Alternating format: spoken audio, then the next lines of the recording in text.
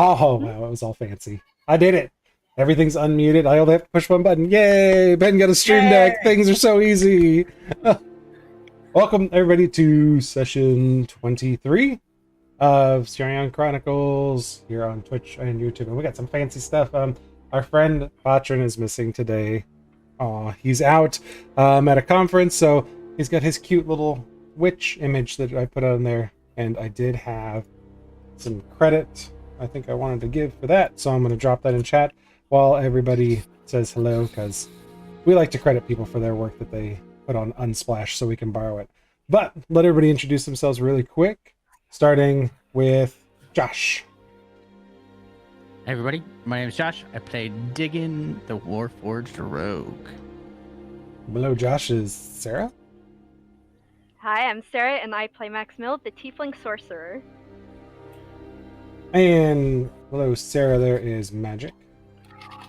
Hello everybody, my name is Magic, and I play Tarak, the half-orc monk. On the opposite side of the screen, starting at the top, is Zach. Hey everyone, I'm Zach, and I play Doran, the Dragonborn Barbarian. And right below him, Nate. That's me. Hi, I'm Nate. I play Soren, the half-elf rogue blade singer. And I'm Ben. I'm on Twitter at BMTheDM, and I play all the voices that strangely sound similar, even though in my head I feel like I'm voice acting. I'm really trying hard. But then I listen to the playback, I'm like, wow, I have a lot of the same tones. I need to practice more. But we try our best here. We still love every single one of Yay. them. Stop it. Everybody Yeah. sounds like the same. Why are your ladies all baritones, Ben? It's very weird. That's why all my strong women characters are big Amazonian women that shoot bow and get killed by undead people. That shoot Yeah. Oh, I'm okay with those. oh Yeah. yeah, digging that one a little bit I there. miss her. Yeah. Who's not to Every say that day. she's not going to come back and visit you guys? I'm sure she's gonna come back. I'm worried about it. Yeah. As usual, obligatory hi mom on stream, who always pops in to say hi to everybody. Hi mom. Hi, Mom. So last week, I did get, okay, good. I got a Botrin's accreditation for that picture in there. Last week, we were heading to the city of Salmix after you all had tried to save the poor individual who'd come to the cliffs of Abesa, to manage, or to, you were expecting them to pick up some exchange, some goods that the people of Ashahoya, specifically the city of Rosita, had dropped off. You know, there was supposed to be some exchange, but only one person showed up with 2 big slash marks across his face, found that he was had been poisoned with some necrotic, unholy created poison, so not a naturally occurring thing, which is important for us there. But unable to save the poor fellow, you spoke with the I've got kids walking in already. I'm like, I'm gonna go play the game. Don't come bug dad. What do? Kick down the door and bug dad. You guys spoke with Belrun de Castile, the leader of the city, the family for Rosita, and he offered you a hefty sum to go please figure out what the hay is going on, because everybody was really, no one had an idea. This was supposed to be a large caravan of people coming to pick up stuff and drop stuff off for you guys, and they just did not show up. Just the one guy almost died.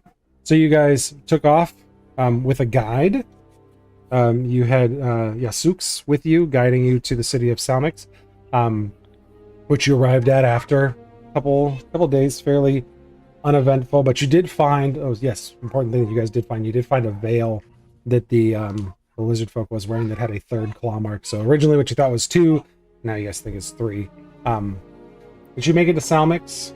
The city's pretty much empty. There's not a lot going on there. A lot of folks were missing. Some of the elders were missing, and you got to speaking with a very old lady named Velis, one of the old ancient elders of the city.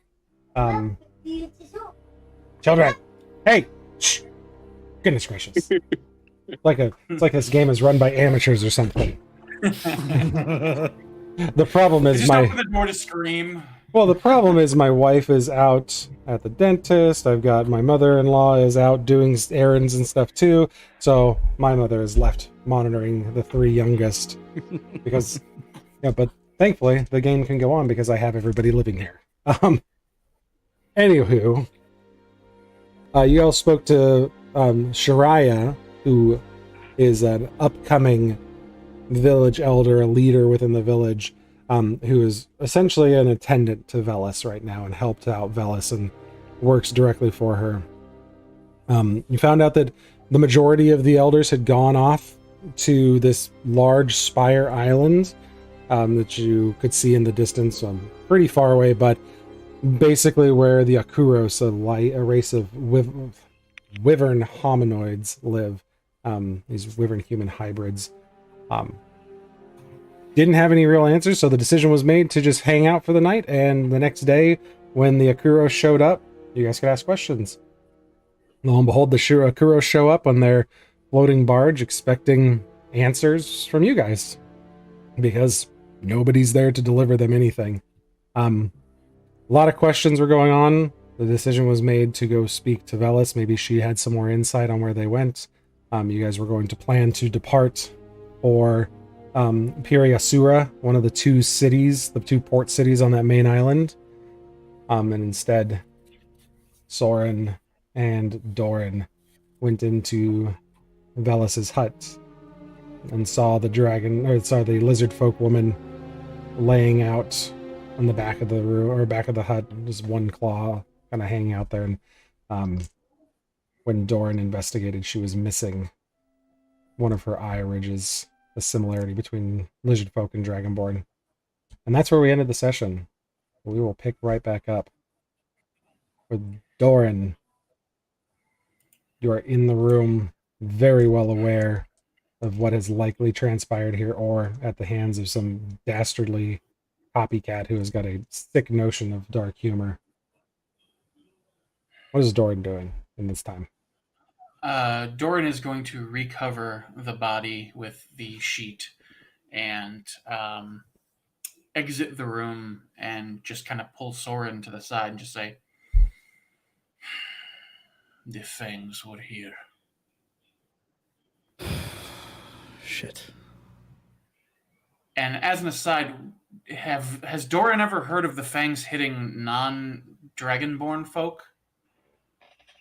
Or is this a new instance of this happening? So, just to reiterate, because this was way back in like session 4, I think. Okay. Was I your don't remember. your first exposure to the fangs of Kirmi, who you barely had any idea of actually existing. They were boogeymen to dragonborn slaves of Udland, and you believed very much that they were just told to keep you in check. And now you're recently finding out that they actually do hunt down dragonborns that have escaped. So the depth of what their actual job is in dragon society, you have no idea. You don't know if they hit anybody else. It's just something that's completely beyond you. Okay. This is all my fault, Soren. If we'd only listened to Tarak and taken watch, maybe we could have stopped this. I really wouldn't jump to that conclusion if I were you. I don't think that even if we had taken a watch, we would have been able to do anything about this. They are, according to you, deadly beyond all reason. We probably would have just gotten killed ourselves. What advantage does this serve them? Why are they focused on this, I mean, I'm sorry to say, but random old woman in the middle of nowhere? Either this is an intended target, or they're tracking me. They know I'm here. This is being sent as a message. I don't know. But why not just kill you then? We didn't even take watch. Maybe somebody is... If they wanted to kill you, they would just kill you. I don't know. Well, it could also be that this is maybe somebody who is familiar with Fang's tactics and is just being a very sick individual. But either way, we need to round everyone up, and we need to warn the... Well, I guess she is the elder now. Warn her and get the party to to our destination as fast as possible. Yes. Stranger and stranger. I'm going to have. I am not familiar with this town's customs. I do not know if they bury their dead or not. But if they do, I should have dig in quickly. Dig. If he's willing. Looking back outside where I had escorted the lady, is she like looking in at us, or is she like off telling everyone else what happened? She's being consoled a little bit right now, but she has said that she thinks there's people are worried and panicking because she's mentioned that she might be dead or she thinks that she's dead. Okay. Before anyone else gets over here, I want to just do a quick sweep of like her, the dead elder woman's like room, and see if there's anything that might be a hint as to why they hit her, and anything of that sort. Like look under the bed, if there's like a desk, look under, like see if there's false bottoms or anything like that. Yeah, make an investigation check. Huh. Ooh, not good. Do I have anything for this? I don't think I do. That's a 6 plus I think 4 for investigation. I don't remember if I get to treat investigation checks differently. Don't think I do. I don't think so. No, that's insight checks. So yeah, 10. Yeah, there's not much in here from what you can tell that'd be of note, especially anything out of place.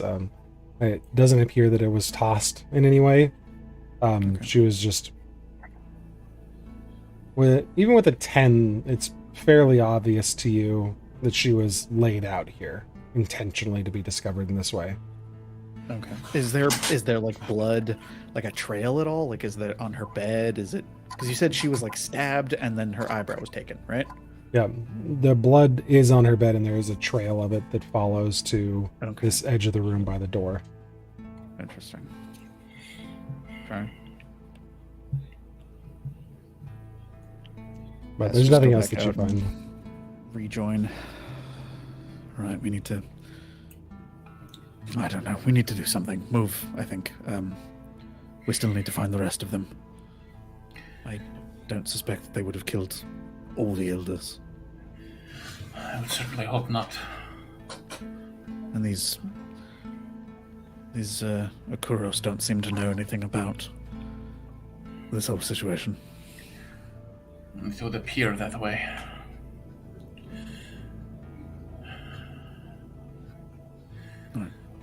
Okay. Are you taking her out then now? Thorin? I don't want to cause a panic and have the entire town see her body. So instead, what I will do is I will quietly pull her attendant. Again, her name, please. I'm sorry. Shariah. Ziria. Or Shariah. Shariah. I pull Shariah to the side and I just say, I am not familiar with your culture and how you handle death, but if you need assistance, one of my companions is a very skilled digging automaton, and I'm sure we can get him to quickly dig a very respectable grave for her. She's clearly upset, but in the time that she was outside momentarily with the rest of the people, it became very clear to her that she now has to step up to lead this thing. She's composed herself and choking back what you know is going to be a long night of tears for her. She says that Velis will be attended to in the way that all of our elders are buried, and I thank you to leave her where she is. We will take care of everything. Of course. All right. You apparently have answers to find for everybody. It would seem that way. I would suggest that you immediately leave with the Akuros convoy that is here. That was the plan. Do you know why this might have happened? There hasn't been a murder among our people in generations. Then this is definitely outside their handiwork. Do you have any idea who could have done this? The less you know about who, the better. They are very bad people, and in all likelihood,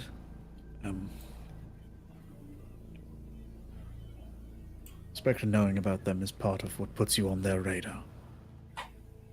Yes. I think I agree with you on this one, Soren. If I were to tell you the true nature of this attack, it would put you and your entire village at risk. The last thing I want is for anyone else to be at risk. Very well.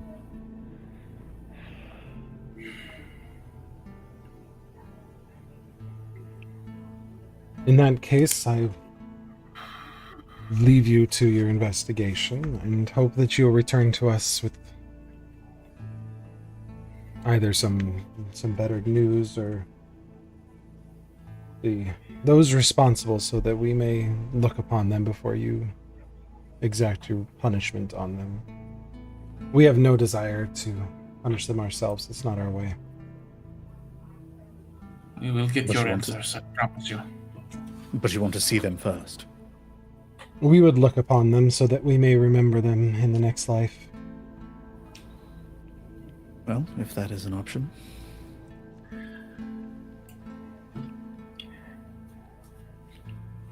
Doran's going to just kind of somberly bow his head and walk off to find the others and inform them of what's going on. Okay.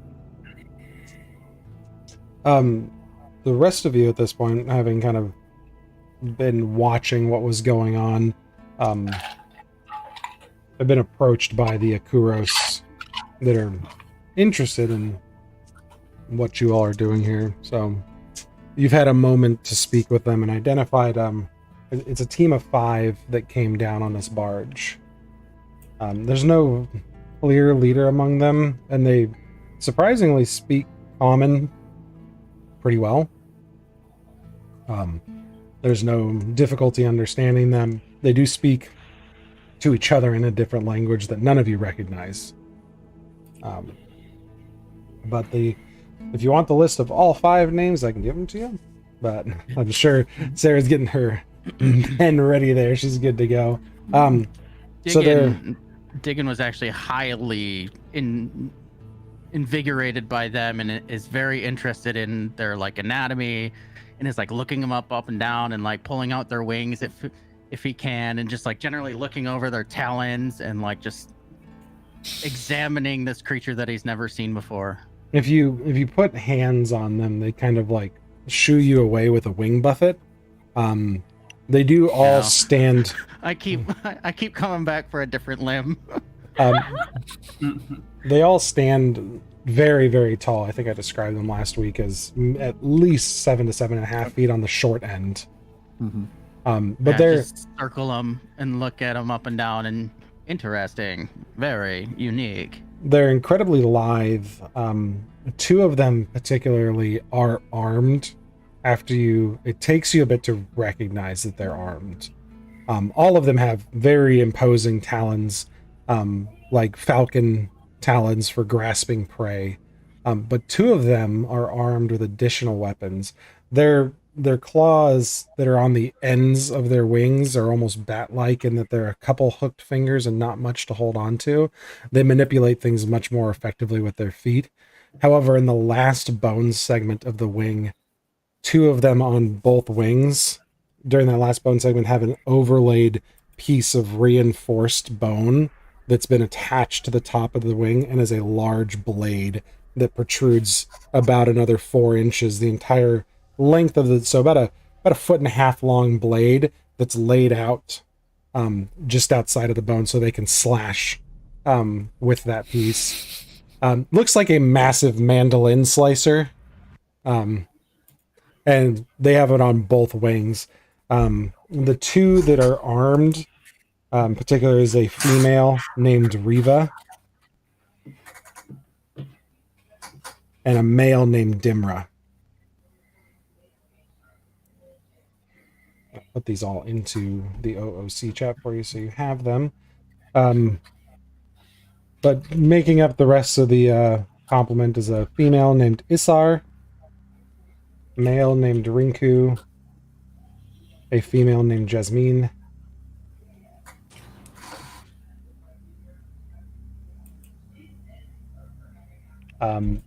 interestingly for Maximil, some of these names you've heard before in Ashahoyan culture.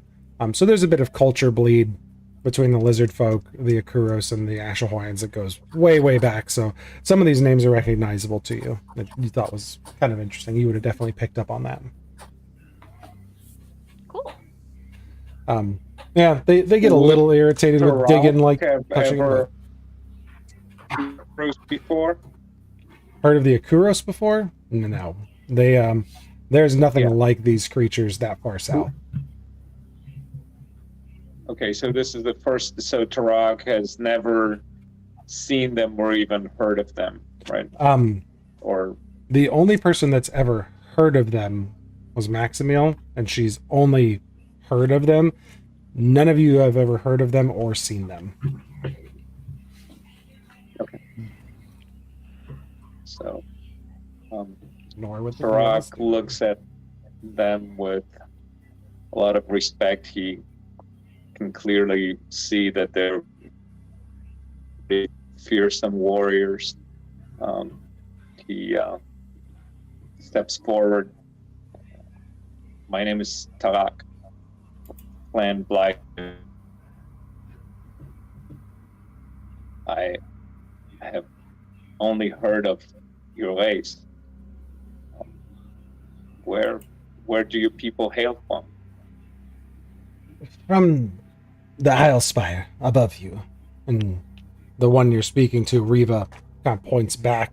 And in the very far distance, we were talking beforehand how far this place is away. It's 11... It's about 250 miles away from you, but the height of the thing and the fact that no one's done the science work behind it, but Cyorion conceptually is a super Earth, so it's actually a mega huge planet. The curvature is a little bit smaller in terms of like how far things look at a distance from you.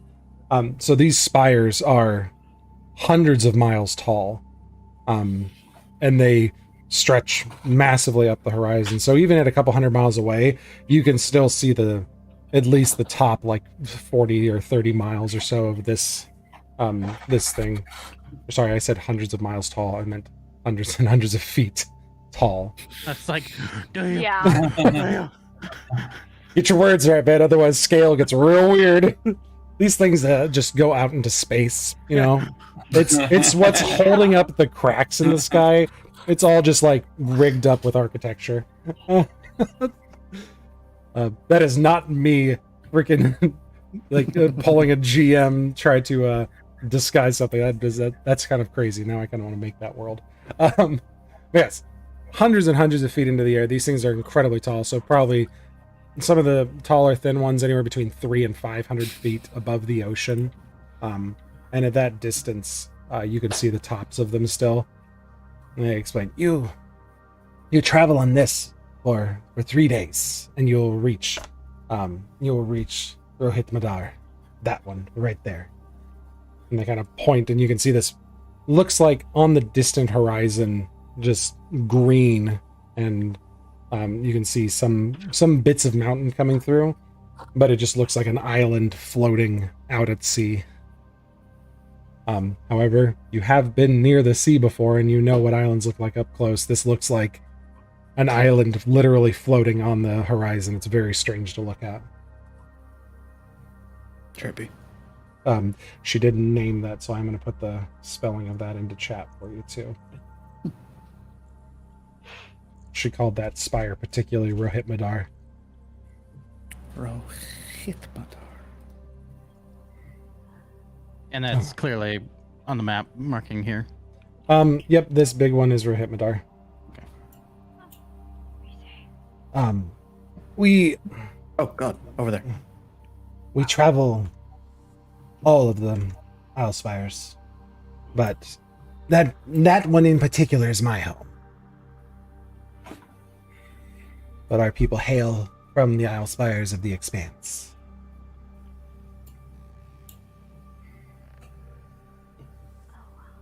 It is magnificent.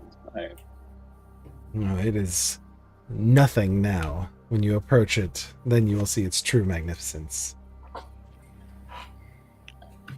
Shall look forward to it. So, and your people have visited here on your annual passage? Yes, Or this is an annual pilgrimage for us into Salmix. This is my 3rd year, personally. We bring the barge down, we collect what is due, and we take the delivery back up to Rohit Madar. have you had any indication that anything was different this year than in previous years? I do now. But other than that, no. Anything before then? Anything that could have No. pointed at something being odd? No, usually those of us that move the barge and pick up the offering leave out of Atapaya. We prepare ourselves weeks in advance. I know that Rinku and Dimra both hail from Piriasura. And I myself live permanently in Atapia. But we prepare weeks in advance and had no idea that the elders of Salmix were missing.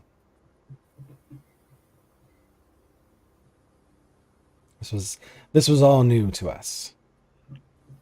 She does appear genuinely concerned, and it's very clear that she's nervous.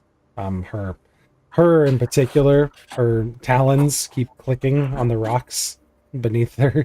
She has a bit of a nervous tick. She's really concerned, and you can tell she's agitated. Do you know if anyone who might have interest in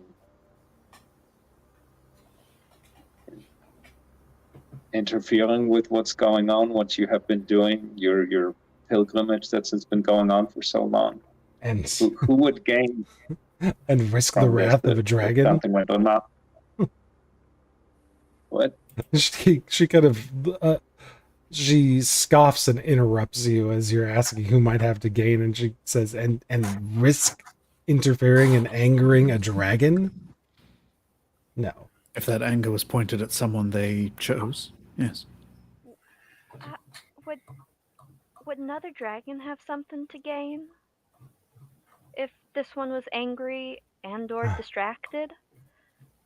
What if, from what we heard about what happened to the elder, someone with connections to other dragons may have done this? And if they're responsible for the taking of the other elders, it means that they may be trying to sabotage this for the express purpose of messing with this dragon. Either possibly hurting it somehow by not giving it the gold, or trying to distract it so that it's looking somewhere else and this other dragon may swoop in literally and do something bad. Make a perception check, Maximil. Oh boy, I'm great at these. 19.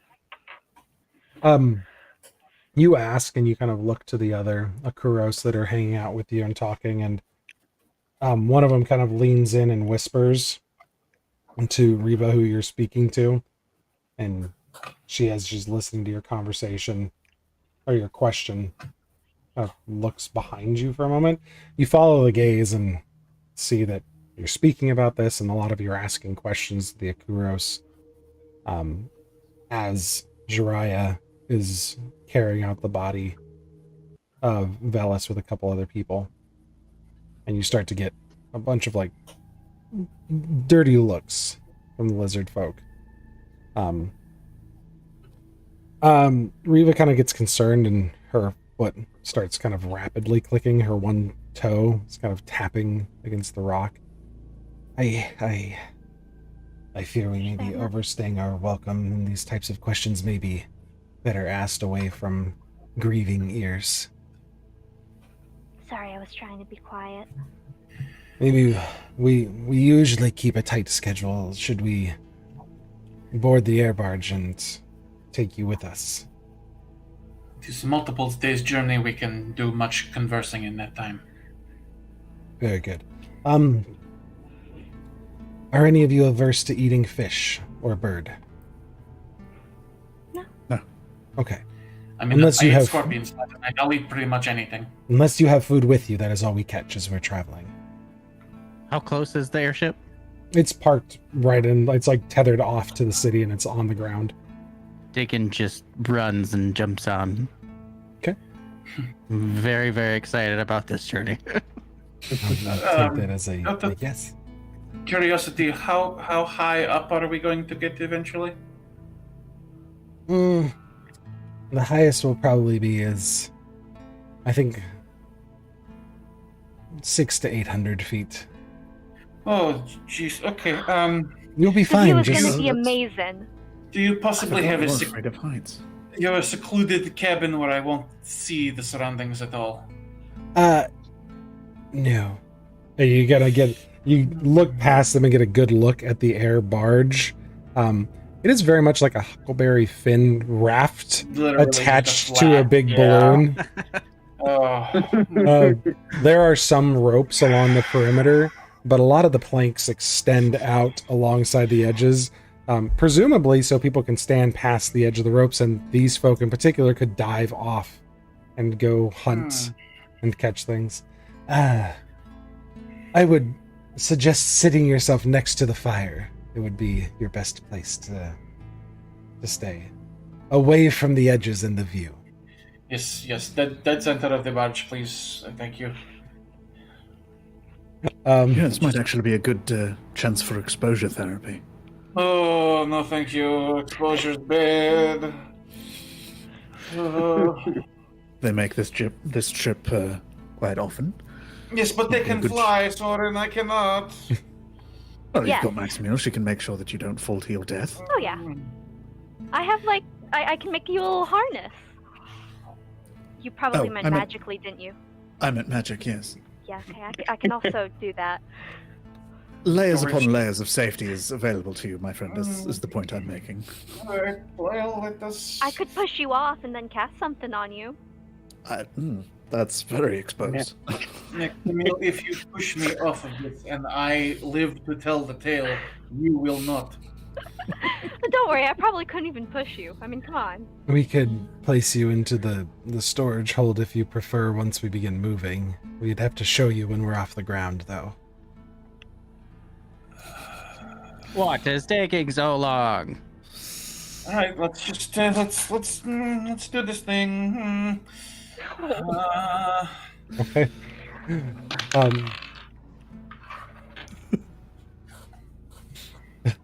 Yeah, they walk you to the barge. Isar and Riva stay behind with Rinku just for a moment. And after Jiraiya begins like passing off the body to, have it cleaned, and she kind of turns to address the people. She privately speaks with the three of them. And there's some likely form of religious or cultural significant departure ceremony where there's bows and then shows of the wings from the Akuros that end with Jiraiya bowing deeply, and then she turns and leaves, and the three of them kind of catch up to the rest of you. You're brought onto a pretty large large barge. That's the best way to put that. I was like, pretty large barge. Large barge. Large barge. Yeah, tell them large barge sent you. It's about 70 feet long by 45 feet wide. So it's really well stabilized. There's plenty of as you get onto it, you can see all the ropes and lashings keeping this balloon kind of tied down to it. There's a very rudimentary kind of rudder at the back, with it looks like there's a bit of an air pocket exposed out of the back of the balloon that has some device to kind of press against a propeller and use a rudder to kind of steer where they're going. But it's much like putting a pole into the river. You're kind of going where the wind's taking you. If it gets too strong, this thing is definitely not steering into the wind and holding on. But in the center of it, as you kind of get past the rope barricade, it's like stepping into the wrestling ring. You pick up one of the ropes and duck underneath it to get onto the thing. The Akuros step over it. It's easy enough for them to walk over. But in the center, attached to the main area of the floor, is this large fire pit. There's a crank on the side of it to raise and lower the basket. And it is, getting a look at it, it is magic, this fire. There's no fuel source for it. So these creatures are clearly have some capabilities, and Rinku and Jasmine both sit down and cast a ritual to create this fire in the center of the fire pit. It keeps a nice heat burning. The balloon's still full of air. It's just not really running right now. And they cast this ritual, and after a few moments, the fire really starts to pick up. Rinku raises the basket, and then they kind of release the air bladder on the backside to let a little bit of it out and turn the rudder, and the entire ship lifts slightly and just begins to turn in place as they reorient it to the other side. The lizard folk glance back at you all from Salmix as you start to depart, but they clearly are more focused on other things. They just glance at you momentarily before you rise up and leave. And very quickly, within a few minutes, you begin to pick up height and elevation, rising rapidly enough that I need Doran to make a Constitution saving throw as your stomach kind of falls out a little bit.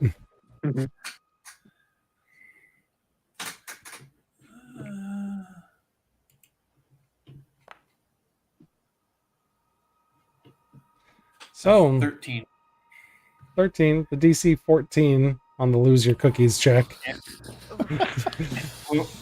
Doran, how do you fail this as your skin turns an unusual shade of green?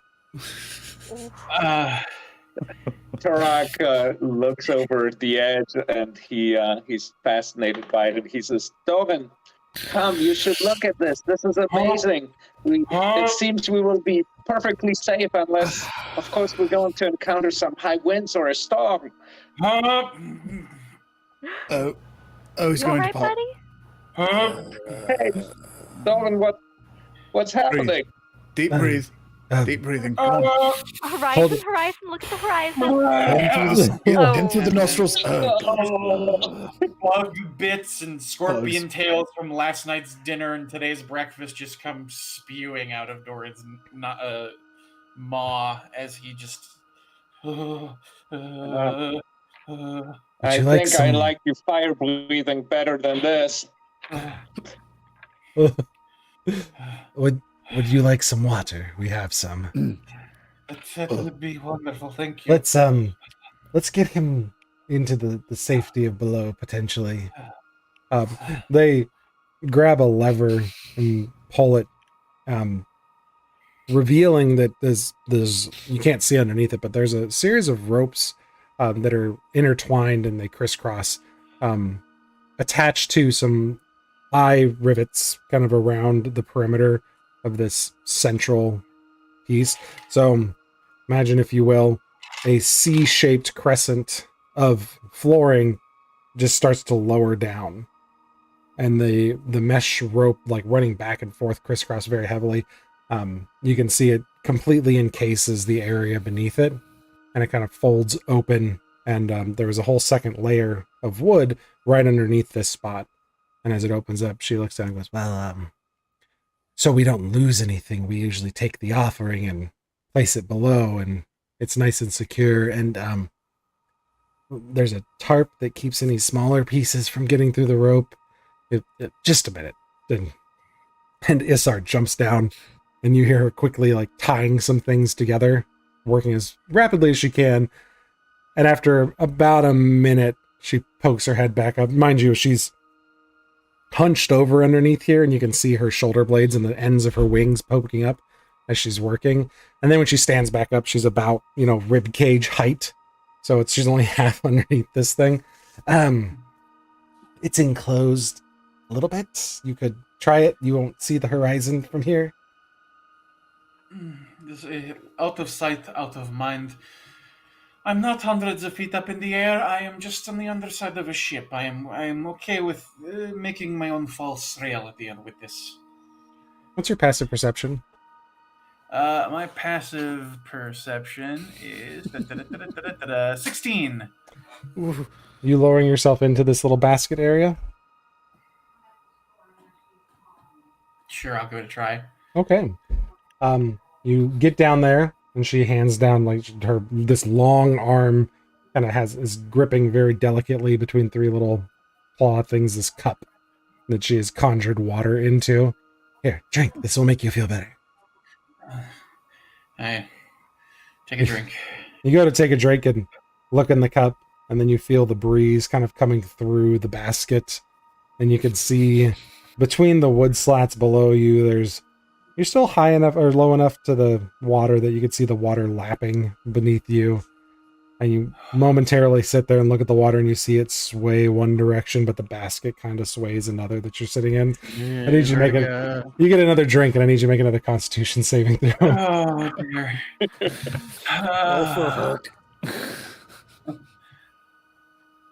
Oh, dear. Oh, no. Oh no. Oh, Just buddy. not even attempting to hold it back. Just. The strange snout of this wyvern folk hominid kind of has teeth that come up along the sides, and there's an awkward, I think he'll be okay. To the rest of you on the top enjoying this as Doran's he's not going anywhere, and we'll throw water on it to kind of keep it clean. Almost on cue, like Rinku in the background conjures another bowl of water and just kind of goes psh, and splashes the vomit out of the basket. The rest of you are treated to an amazing view as you begin to rise up above the silvered expanse, and truly get to see where it takes its name. The shallow waters and the very white sands underneath it, most spots 2 to 3 feet. Occasionally you see dark spots where the sand opens up and there's life. There's coral reefs, some harder sand pockets where life is able to take root, and that's where you see most of like the fish maneuvering in and out of. There's predatory fish in the shallow waters, and then you see a lot of reef life in these big stretches of coral sections. But the vast majority of the sand is very clear waters, very bright sand, and the sun reflecting off of the water here adds a very silvery note to the caps of the waves as they kind of move lazily through this area and make it almost look like it's blanketed in a thin sheet of silver. And you start to rise and sail upwards towards Rohit Madar, this large pillar in the distance. And you guys are going to move you because you are out over the ocean now. Yay. Within about an hour, you start to see very few details of the coast behind you, as it just gets farther and farther away. And within about 2 hours, your captain comes on the loudspeaker. We've reached our cruising altitude. You kind of, the basket kind of gets brought down a little bit with the heat, and you feel the sensation of lift stop. Doran, about the time you're done lifting, everything kind of stabilizes. It's 2 hours of pretty rough stuff for you. There's absolutely nothing left in your stomach at this point. But after 2 hours, you kind of get your bearings and are able to stand up. As long as you got a hand on something, you feel pretty confident. I'd have liked to use thaumaturgy to make it seem like there's the sound of the ocean right there next to Doran throughout this, just occasionally just a wave lapping up so it sounds like it's there. To try and help with the illusion. What the hell? I don't know. Let's find out. You can make a Constitution save with advantage because you've been aided by the use of thaumaturgy, some clever thaumaturgy from Maximiel. Okay. Whoosh. Wow, I'm dead. You made it! You got to 14! But I made it barely. Meets it. Barely made it. Oh, out of 14. You just got bad rolls today, man. You guys are bad rolls. At a 14, you finally do after it takes you about the full 2 hours of movement up to finally stabilize and you feel refreshed. The rest of the crew is tightening ropes and kind of managing things, and they're trying to discuss with you, but they ask you to kind of wait till we've leveled off, and then they'll have be able to talk with you a little bit more. And after a couple hours, everything kind of steadies up, but you all are treated to this absolutely beautiful view as you continue to travel upward and out over the Silvered Expanse. Seems most of you are pretty good with it. Nobody else actively had vertigo, but yeah, we're not going to make anybody make con saves. You guys are good. We already had one vomiter amongst us. After a couple of ropes, there are ropes holding the balloon and the barge together. They kind of run the perimeter of this thing. There's a lot of them tying it down. There are ropes hanging off the edges, but a lot of the wood platform portion of the barge has planks extending off of all the different sides.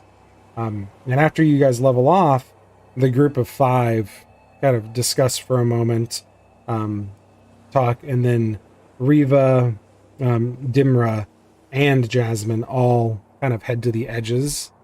And Isar looks to the group of you all as you're kind of watching them move around. They're going to go get something to eat that should calm your friend's nerves a bit. Riva takes off and starts flapping. She kind of catches an updrift off of the northern side, and you see her glide out very far, rapidly away from the vessel. And then after a moment, she hits this updraft and just takes off about 400 feet. She just disappears out of sight into the clouds above you. Dimra and Jasmine both kind of cleverly look to the lot of you as they lean backwards off the planks and just fall back into the ocean and go into a dive and disappear quickly out of sight beneath you.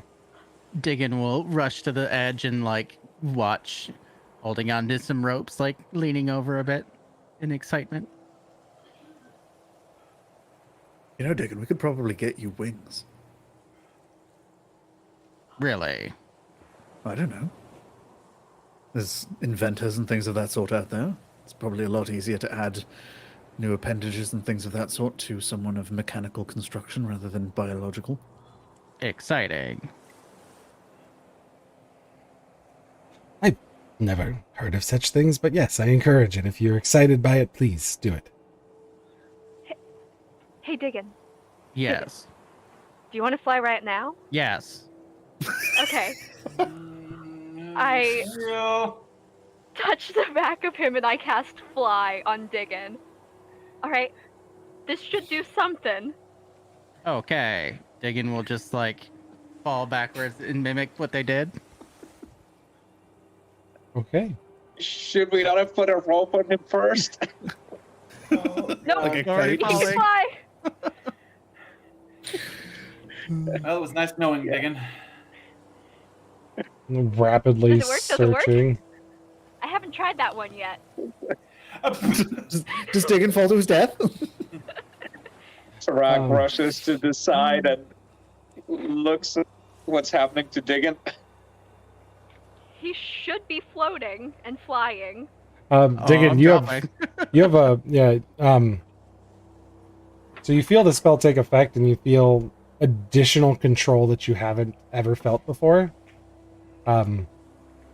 But you're intuitively capable of harnessing the ability to fly.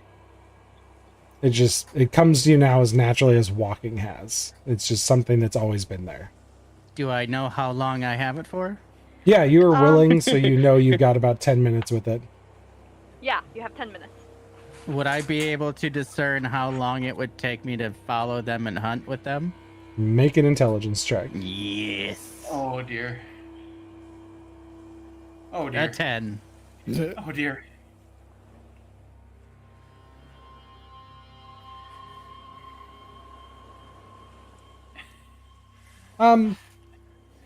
You're pretty sure you could make it down to the ocean and back from 800 feet. You're confident. You feel like you've got it.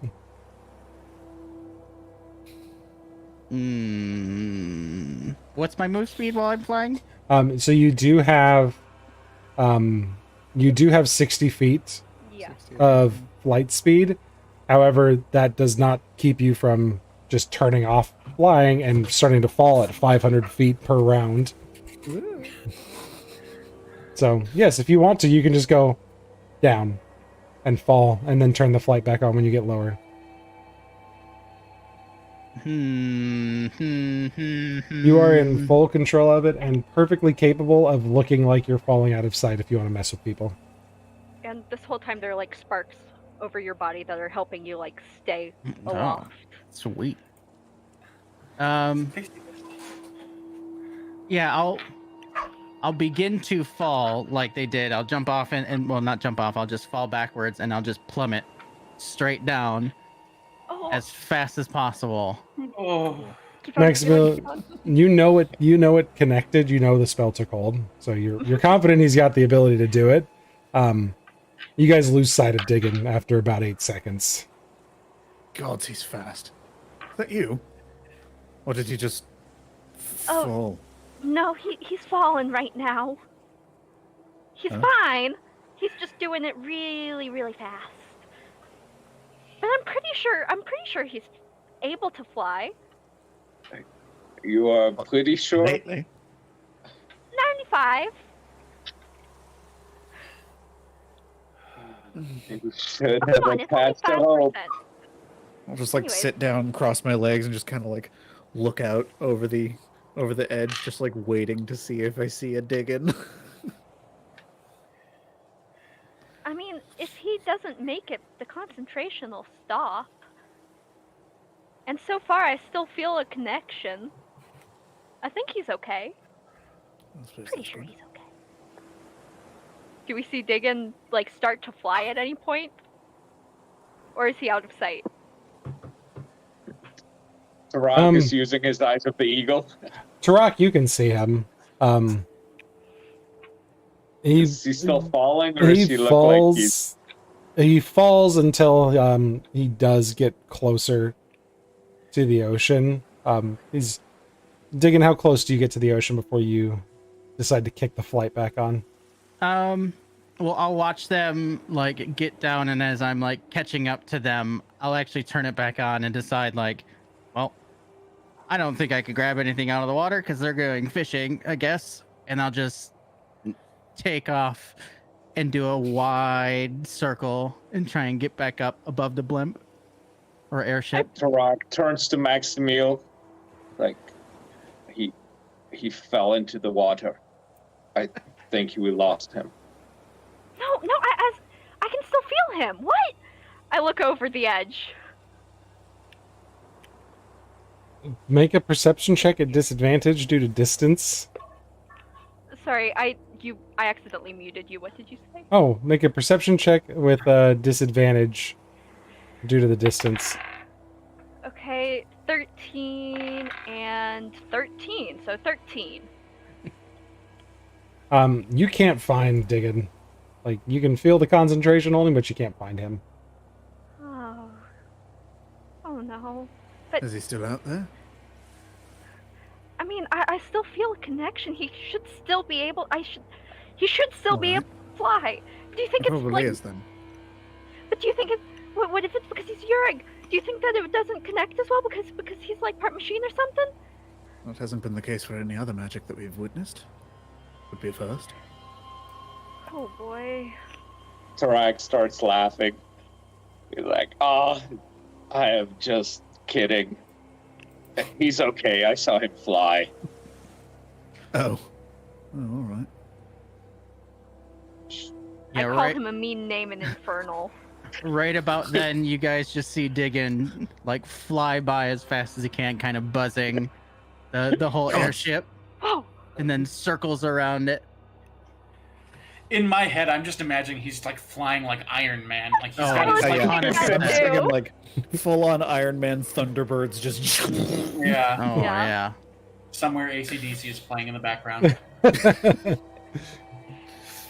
Oh yeah, it's true with the sprint rule. When you get going and you take all your movement on the sprint roll in a straight line, you're moving at 300 feet every 6 seconds past the blimp. So you just go. Oh. Meow. oh my god. Super fast. That's It's 50 miles an hour or something like that. I don't know math. So the sprint roll makes sense because like feet per second to mile per hour.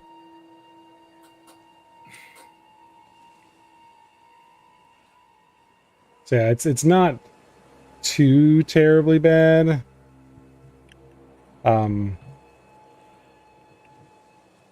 what did I say? 5 times your movement speed. So yeah, 5 times. Actually, for you, because you have a 60-foot flight speed right now. 34 miles per hour. 50 feet per second. Yeah, for you right now, it's 34 50 miles feet per hour. Yep. So it's pretty fast. Yeah, a full-on dead-out sprint from like for D&D people is just like it's like on speed with Usain Bolt. It's like 15 or 16 miles per hour, but that's if you sprint and you're only sprinting 300 feet, so you can get pretty good burst speed out of a human out of that speed. So it fits my fantasy world in my brain. I'll call it good. Yeah. But yes. After buzzing the blimp, I'd come back and kind of just like float next to it for a little bit. This is exciting. it looks fun. Diggin and Tarak, you both had, since Diggin got closer, and Tarak was looking from above with the eyes of the eagle, you could see how these guys are hunting down in the water. And if you've ever seen like a peregrine falcon hit stuff, they're basically targeting predatory fish on the surface of the water that are like up in the shallower parts of the sands, and they are coming in and just hitting those top few inches, sinking talons in and rocketing out to the tune of 100 to 150 miles an hour as they come in. You watch them go into a steep dive at 45 to 30 degrees and come barreling towards the crust of the world as they snatch food up, and then they hit a draft, and then they'll cut, if it's a larger fish, they'll cut it in midair, and the two of them will carry it up together. Using the arm blades, they'll cut them in half and they'll carry them up the rest of the way.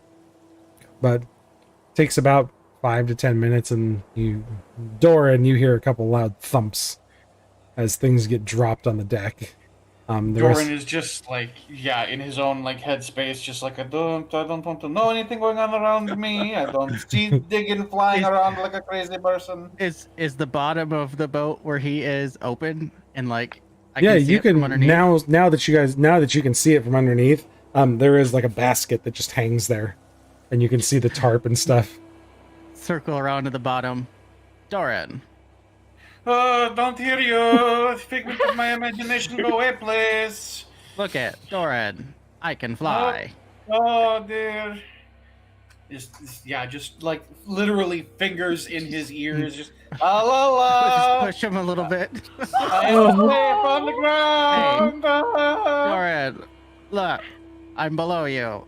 Oh, Your whole no. basket is rocking at this point, Doran.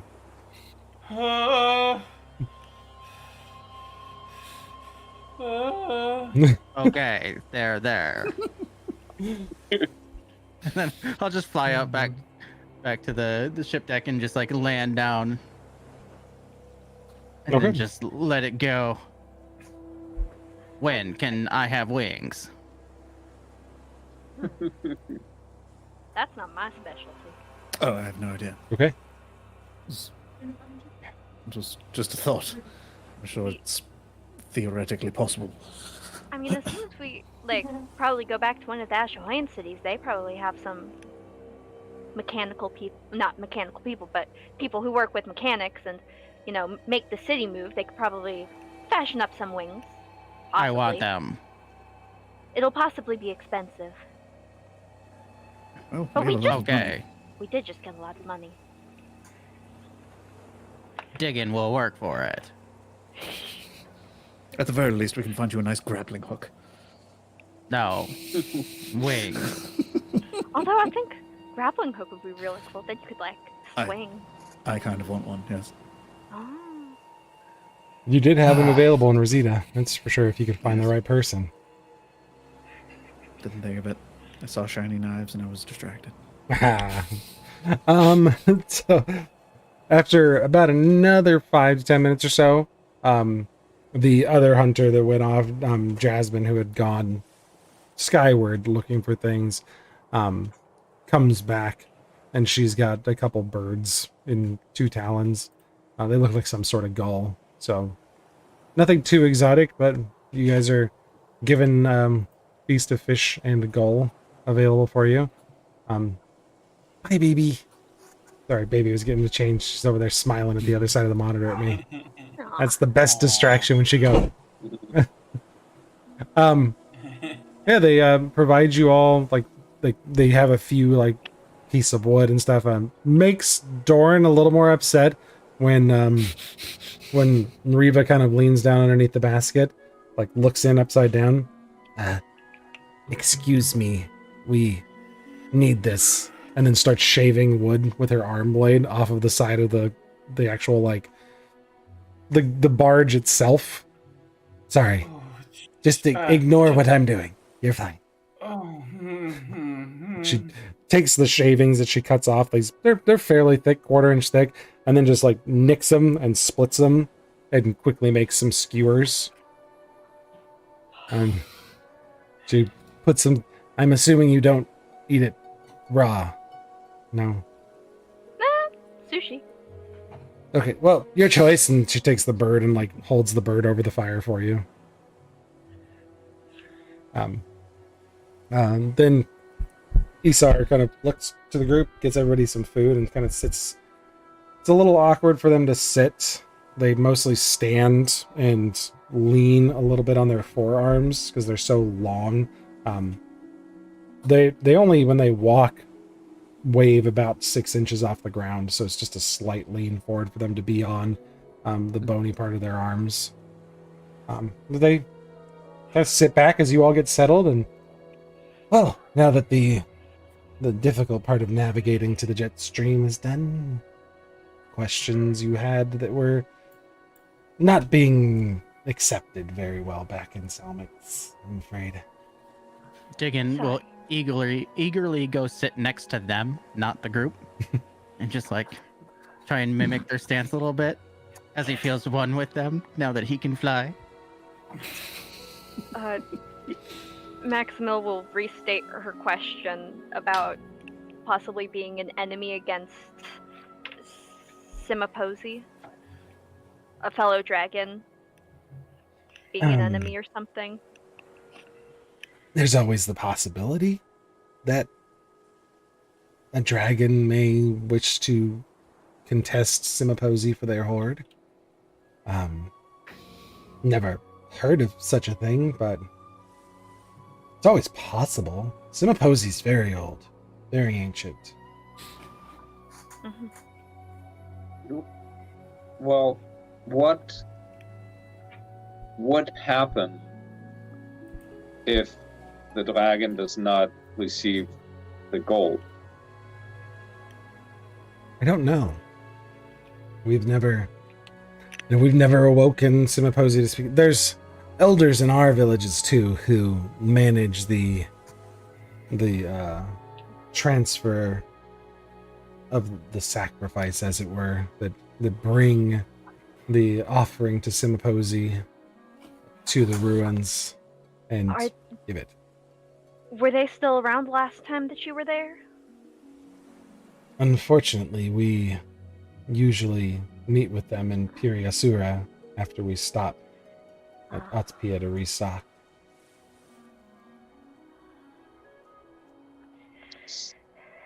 So, in all these years, this offering has never been missed.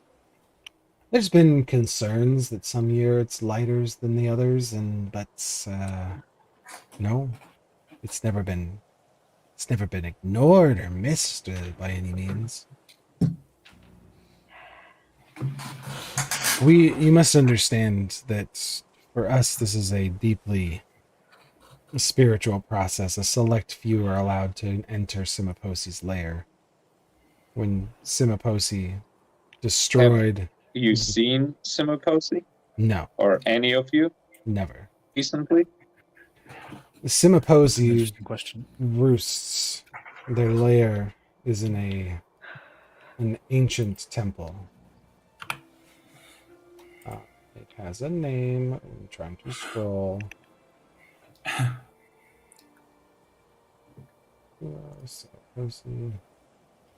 There's a ruin up here on Rohit Madar. The ruins of Hushmanet. It was a temple to our old gods before Simiposi came, and Hashmanet was the city that Simiposi destroyed to teach us a lesson. The dead were raised as eternal guardians of Hashmanet. By whom? By our elders. So, Hashmanet is So- protected, and only a select few can enter. Oh, Our sorry. elders. Go ahead. Yeah. I have a question. Y'all have undead guarding an ancient ruin? The souls and the essence of their being was raised into Oh, these. wait. They were raised into the statues around Hashmanet. So it is rumored, I've never tested this myself, if a intruder was to enter Hashmanet, that the very grounds and the decorations and the statues and everything in there would come to life to defend the horde of Simiposi, so that Right. something so terrible like this would never happen again. Define intruder for me, if you would be so kind. Not an elder of the Akuros. Right. And just to be clear, nothing like anything related to rot or bringing people back that really shouldn't be back, as in like their corpses are still wandering around. Nothing like that in your city, right? No. It's dark magic. No. Okay, well, I just needed to... Look, How we've is been this through a lot different? in these past couple of weeks, okay? Can't be too careful. We're going to be through a lot more soon if an ancient dragon is awoken to exact its vengeance for us not upholding our end of the deal. Yeah. Just to be clear, we're not going to meet this dragon of yours and be attacked by its furniture, are we? I really hope not. Okay, good. Let's try not. So, this offering that you give every year is dropped off at the temple, and then So do you know whether the dragon wakes and checks and takes it? Are the offerings still where they have been left the year before, or are they those secrets are kept by the elders, by the shaman of our tribes, and we bring the offering to Piriasura. It is cleaned and ready to present to Simiposi from there, and then the elders take it into the ruins of Hashmanet, and then they come back, and that's what we know. And Simiposi continues to slumber. And continues to slumber, so as far as you know, Simiposi never checks the offering. I don't know what happens, no. Who does? The elders. Why are they not here? And because they are not servants, they're not errand people, they don't pick things up like this. They have rituals and rites that must be completed, and this is core to our beliefs. Simiposi is giver and taker of life. You don't anger a living god. And to you, Ben, quick question. We heard that the elders from Sailmix went to Imperia Sura. Like, that's where they were taken to go? That's what Yes. Sharia said? That is what Okay. Sharia said. Okay. So we've got your elders in Imperia Sura, and we've got the lizard folk elders in Imperia Sura. Is it possible there was an emergency meeting and that's why they left? It's possible. That's what we're hoping to answer. And Simiposi stays slumbering as long as there's gold. Does Simiposi, like... But we don't know anything that Simiposi does with the gold. No. The dragon, And I people assume know. it sleeps on it. Right? Are any of the elders left, or did they all leave? They all should be in Piriasura. Yeah. It is strange that they would bring the lizard folk elders to Piriasura. That's quite interesting. Why? It's never been done, as far as I can remember.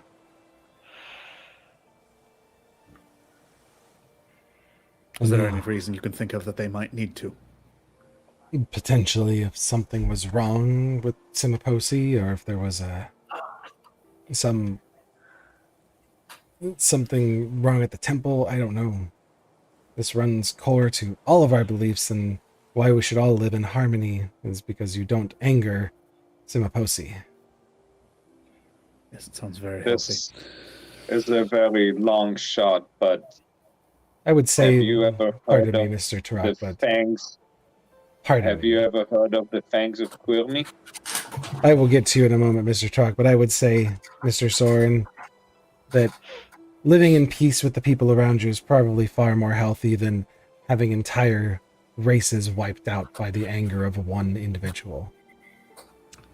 Yes, no, my point was more that you should have to fear the anger of one uncontrollable individual in the first place. We don't fear his anger. He righted many wrongs as we fought over things that were ridiculous, fight over land and holdings when you could live in peace with and harmony with one another and with nature, and all could thrive. Yes, you're not wrong. Mr. Tarak, the fangs of Kirmi, this is the first I've heard of them.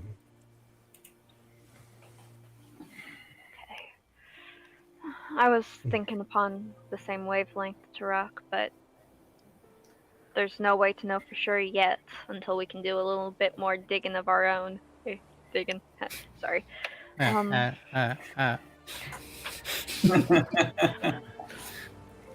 They all kind of like look very strangely at Diggin, having forgot he was there, just observing and being so attentive. The laugh catches Diggin. them all off guard.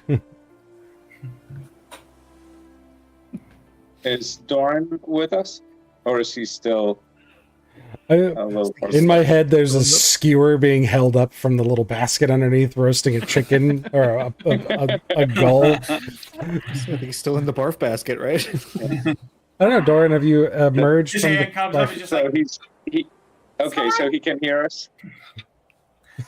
He's within earshot. Oh, then? he's right next to you guys. Yeah, he's just down Okay, lower in the basket area. Okay. Delvin, have you heard of the fangs punishing those who help escaped Dragonborn? as far as I know, I mean, the Fangs really are sent after the escapees. I have never heard of them attacking anyone other than Dragonborn. So the events of yesterday are unheard of to me. I mean, it could be that the Fangs are working for bad dragons and trying to mess with the good dragons, or maybe she was a political opponent, or like There's no she knew But- too much but about why- something. Since she was old, she knew about stuff, and they wanted to get rid of that. But why would they kill her in the traditional way of killing escaped dragonborns? Well, maybe it's just the way that the Fangs of Kirimi do their thing. Maybe. Or Maybe. maybe it was like a poser trying to copy him to get people on the wrong trail. But I wonder who would know how to do that. I mean, up until we found out about them, I thought they were a fairy tale. I mean, we do know about a couple of weird secret organizations. Indeed.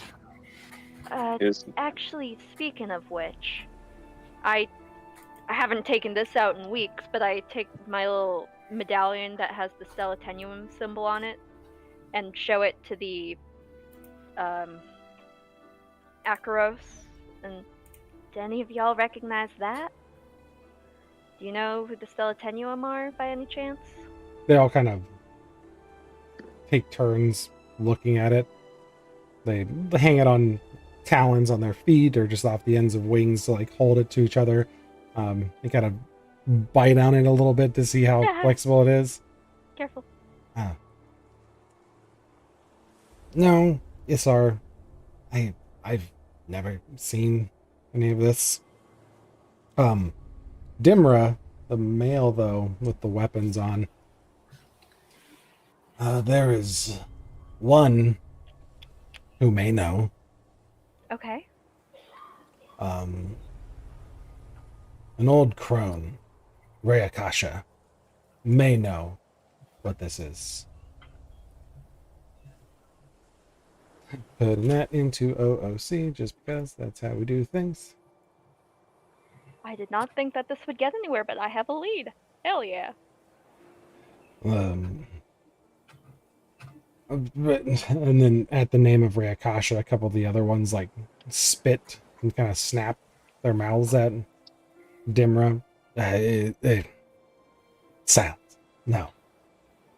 Rayakasha is a wise old crone. She was considered to be one of our best shaman and was going to be raised to the status of elder, and things that she spoke out against offended others, and she was shunned from the villages. Many still don't like the name upon their lips, but should you find Rayakasha, she may have information.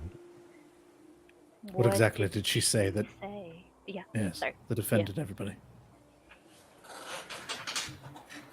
That dragons were fallible and we should not follow them so exclusively, and we should maybe expand ourselves beyond the Silvered Expanse, and that there was a whole world out there worth exploring. And Rayakasha spoke of great powers emerging from the maelstrom and beasts of great horror being right at our doorstep, and no one believed her. You just hear from the hole. Sounds like a smart lady to me. Wide eyes, side eyeing Max. Just This is a so far. broad spectrum question, and I know it, and I need to ask it because it's like super, super out there and like one of those weird things. Does anybody have any histories of sailing in their character background? I can't quite remember anybody who does. I've sailed. Kind of. I mean, I was with that trade merchant to get out of That's Woodland. right. I knew somebody has. Thank you. Thorin, you may make a history check. Dig in. None of the areas you've sailed in would apply. I had to sail across the channel to get to Doesn't apply. Nope. Boy, I'm hot tonight. That's a 9. 9. Dragonborn Stop, barbarian I'm- coming in with that Stop big using that. intelligence check. Yeah. So you don't know any details about it, but you know that out far to the northeast of where you're at now, there's a great storm that churns in the Central Sea. that's referred to as the Maelstrom. The winds and currents from the Maelstrom is what pushes into the Silvered Expanse, and that's why people don't sail toward it ever, because if you get caught in the Maelstrom, you are likely getting pushed into the Silvered Expanse, and you will likely be dead. So, That makes sense. you know that the that's why Maelstrom... there's a bunch of ships that sunk there. You know the Maelstrom is bad, and that's why people just avoid it. So when she says the Maelstrom and mentions great evils coming out of it, the first thing that goes to your head is, yes, the Maelstrom is a very bad place. Mm-hmm. Or sorry, that was Dimmer that was speaking. Yeah. Yeah, I mean, monsters are there are certainly weird monsters that are appearing in our world. She may have been onto something. When did she say this?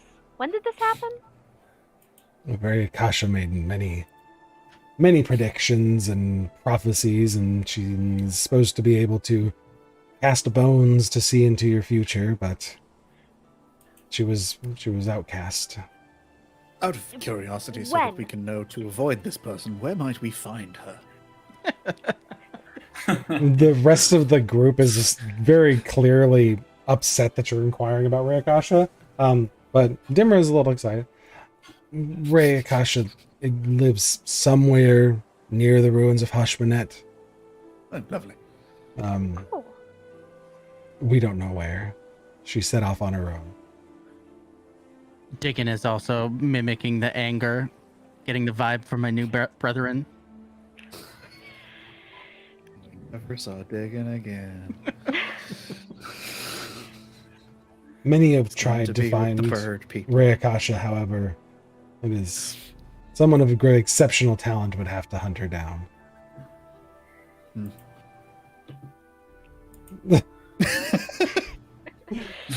Tell me Well, your we- in character.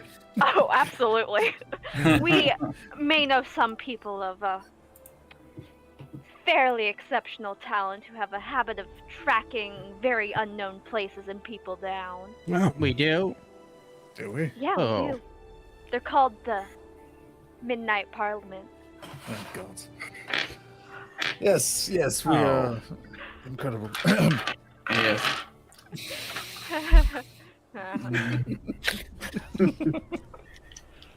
I slowly look to the basket of the one member just sleeping below. We're doing great, guys. I think we may have like won a fight at one point. We did kill that one petty little goblin necromancer lady. We did. We won a fight, y'all. Have her hand on a stick. We kind of embarrassed that lizard folk team during the siege ball match. Really good at sports ball. You're really good at sports ball.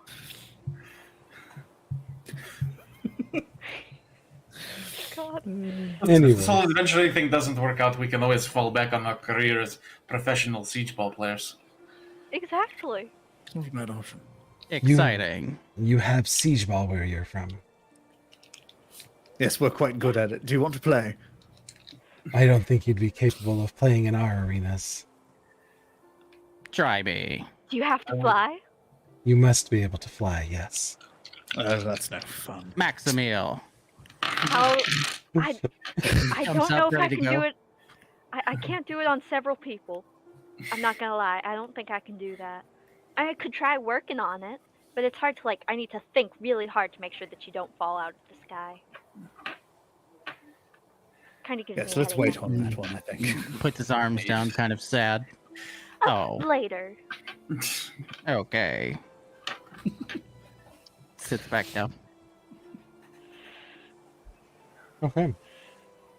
Unless anybody else has anything pressing to ask the Akuros.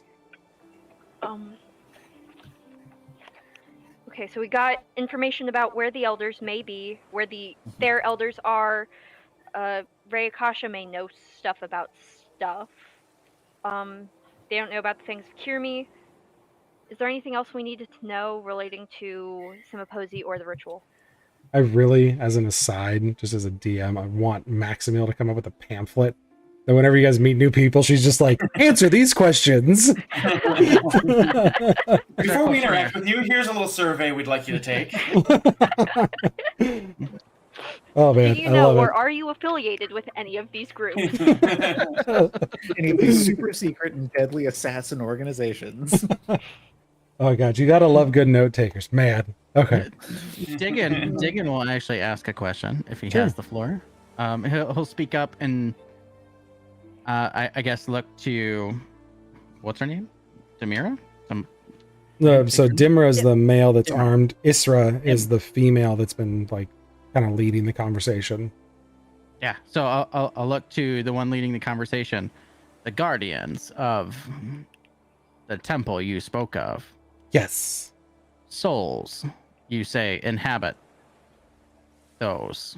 They were all wiped out by Simiposi, and as part of our agreement, our shaman worked with Simiposi, and they say that the souls of the fallen inhabit the guardians and will forever guard Simiposi and Hoshmanet. I very quickly looked to Batran Mhm. and just like, I think we might be able to help. Botrin, who's been quietly munching on some food, just kind of goes, yeah. Interesting and indeed. I think we might be able to, yes. Maybe we go close if we're not allowed in. My concern is with the dying part and the being attacked by an entire group of soul viewed guardian things. Diggin will go first. I support that idea much more. Yes. Okay. But interesting. It's actually out of character DM question. Does Diggin know how the Urig like actually work now? Like Diggin's the getting a whole better soul idea. thing? Yeah, Diggin's getting a better idea of how it works. I wouldn't say you've got it figured out yet. Okay. Then never mind.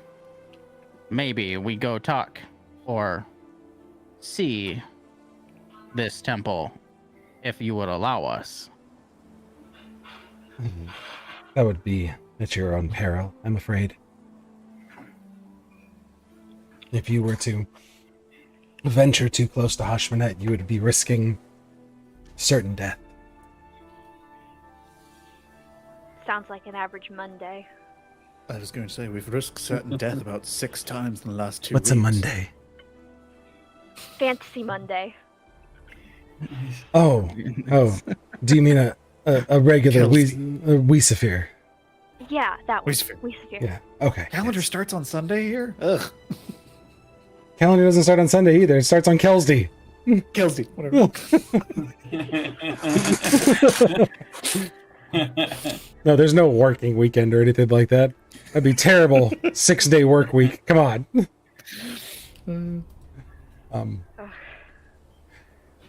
Actually, having this conversation, Diggin's gonna stare off a little bit and see if he can sense anything strange.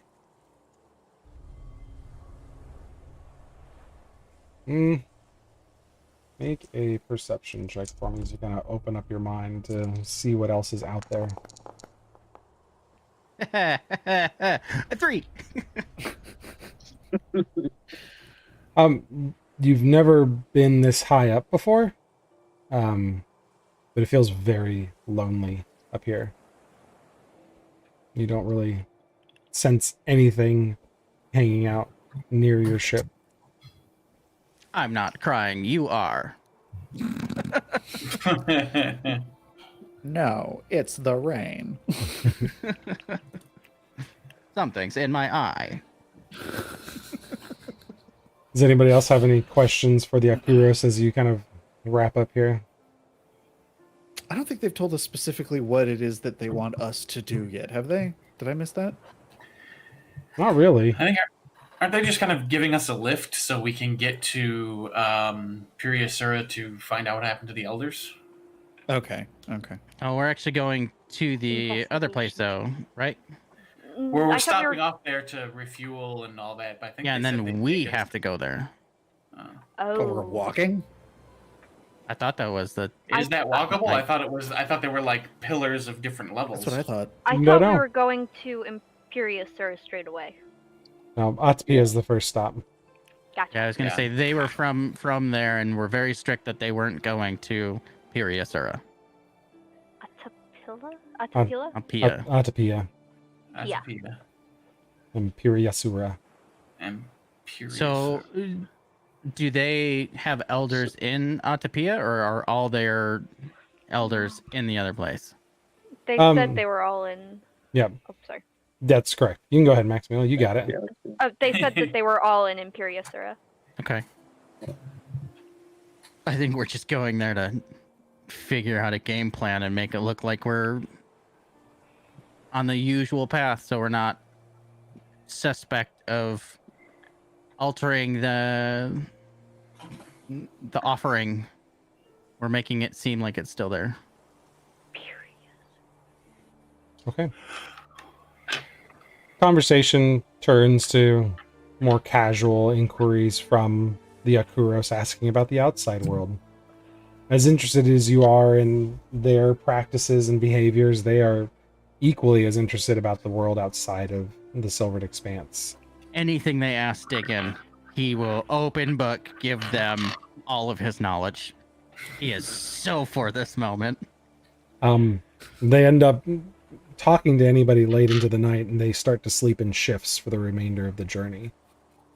They're maintaining all of the job functions for the travel, so you guys don't actually have to do any job functions for this travel. And you are capable of utilizing the nest below to take a long rest. So, on this first night, you guys all take a long rest. And then I need everybody except Diggin to roll a d20 for me. Ah, I am a robot. I don't have organs and things. Maybe. I don't That's a actually know that. 15 for Tarak. Alright. I don't know if that's good or not. Ooh. Nat 20. Okay. Okay. 4. I got a 17.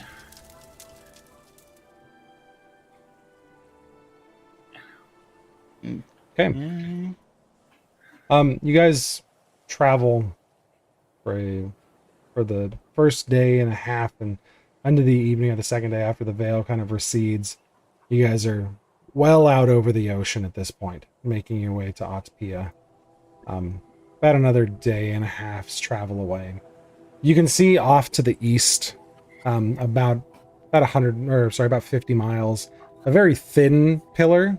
They explain it's one of the minor locations. They hunt animals there that roost there, but they don't have any villages on that particular pillar to the east. And you get a very grand view now of Rohit Madar, this massive outstretched landmass in front of you that is all resting atop this incredibly tall spire. And you can see very much now why they're called the Spire Islands, as these rocky cliffs with great thick vines that traverse up and down them. The vines actually make it all the way to the ocean below. Particularly Tarak, you can trace your eyes with the eyes of the eagle and see where the vines wrap along the cliff face and grow and flower, and there's bushes and like outcroppings where some creatures are making their nests. You can see, in the far distance, brighter spots that you discuss with them, and you find out, there's some animals that nest on the sides of these cliffs, and those bright white spots is a bunch of droppings. So there's interesting geological features looking at this from the distance that pretty much dominate the conversations as you guys start making your way closer. But the surface of this place is a very lush jungle environment. Thick, tall trees, not the Catalan jungle style trees that you've seen, but a lot more very tall rooted firs, pine trees that make for a thick, lush forest with dense vegetation that year-round has no issue maintaining its greenery. But on the second night, Soren, you kind of wake up, and Jasmine, in particular, is just sitting, casting her spells and maintaining the fire. as everybody else sleeps around you. In the middle of the night, you kind of wake with a start. And you get shivers and a chill down your spine as you recall a dream you were having as you walked through the city's streets of Busat and saw the great architecture that was laid out before you and made your way towards the central fountain, the wellspring of Busat, inside of the Bastion, the district walled in the interior center of Busat. And the life spring around all of which Busat rose up around this purified water source that extends out to all the different districts along the main streets of Busat. And the fountain feature in the central area, very clear and pristine. And you recall walking there with your family, enjoying a stroll in the afternoon. And as you got close and you looked at your reflection, and your flesh began to fall from your face. And the water turned Icarus green, and you looked up as the city around you decayed, and the dead walked through Busat. And so you awake with this cold sweat, and Jasmine is sitting by the fire and sees you wake up. I'll like unfold my coat and like undo it from basically using it as a pillow and put it back on. Just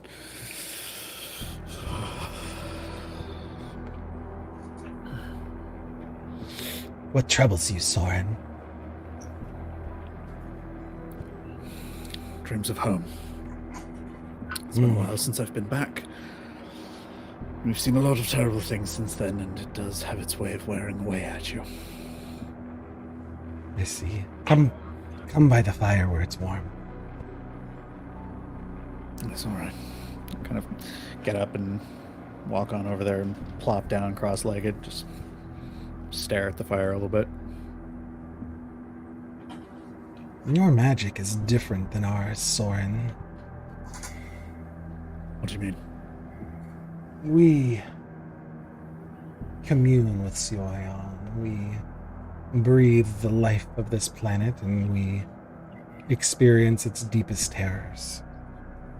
And we look into the fire, and we see the things that we're meant to see. And she waves a wing over the fire, and you see it sparkle and turn different colors, a bright green momentarily, as it sputters out and returns to a normal color. What is it that you are seeking out here? You seem troubled by a revelation. As I said, it was a nightmare of sorts. In our travels, we've seen things most people wouldn't believe. And I'm still finding ways to make peace with all of it. What I'm seeking here, I don't know. I left home searching for a way to reconstruct a lost art. Find a sense of adventure, I suppose, in my old age.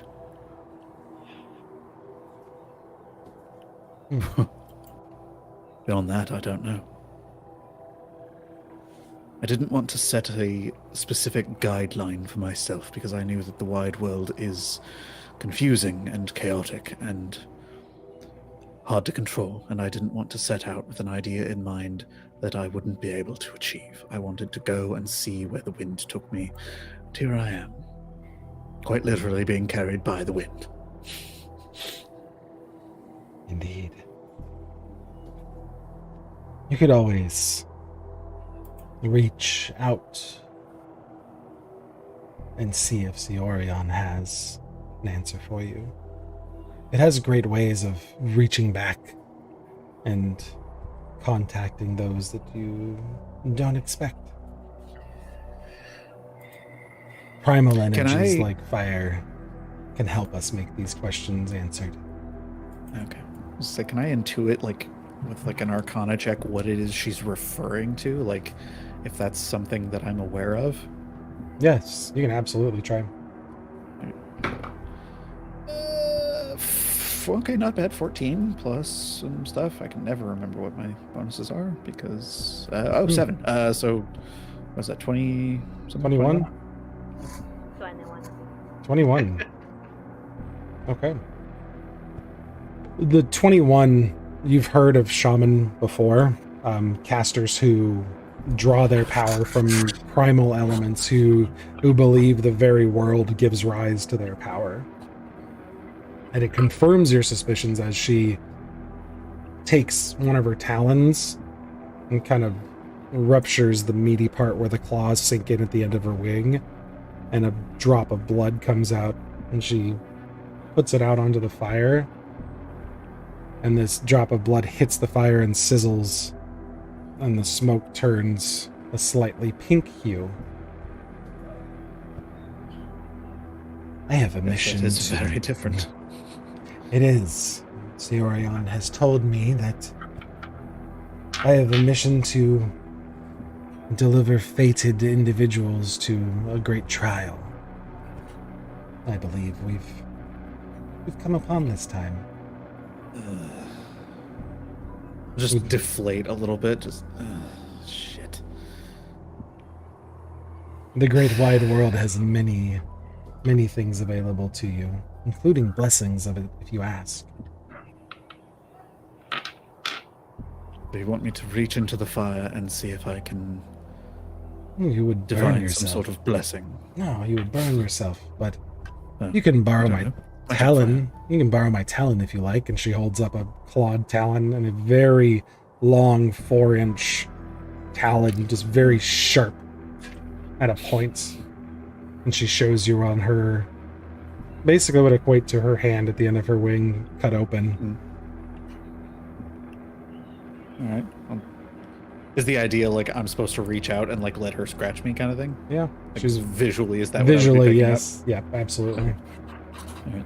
I'll like kind of extend out a hand, just sort of open palm. And she rakes her claw across your hand.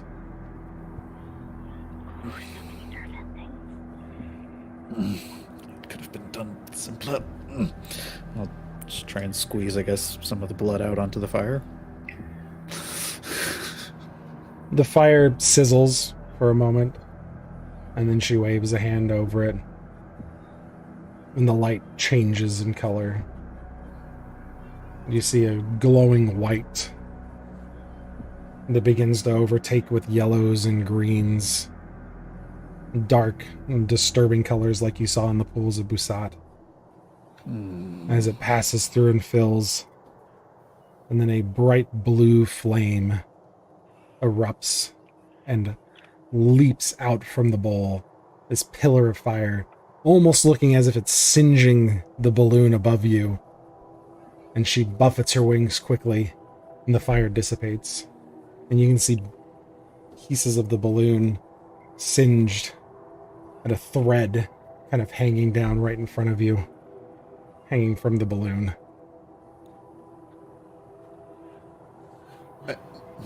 I don't think I did that, but if I did, I'm sorry. I really hope we're not going to crash now. I think it will be fine. The threads seem to be a bit loose and disorganized, though. Shit. I can't fix that. I'll just pull that one and see where it goes. You want me to unravel the balloon that is keeping us aloft? The fire kind of fades low. It's very difficult to see her on the other side, but the thread glows slightly. Right, trusting destiny here. I'll reach out and just kind of start very, very gingerly just pull some of the thread. See if it like... You feel your hand make its way through a tapestry of threads as you reach out and pull gingerly on the one hanging before you. I don't like that feeling. You pull slightly on it and you feel the warmth start to travel up your hand. And you see that the thread, singed on the end, begins to reconstitute and make itself whole. And you feel Bryndoinum's voice in the back of your mind.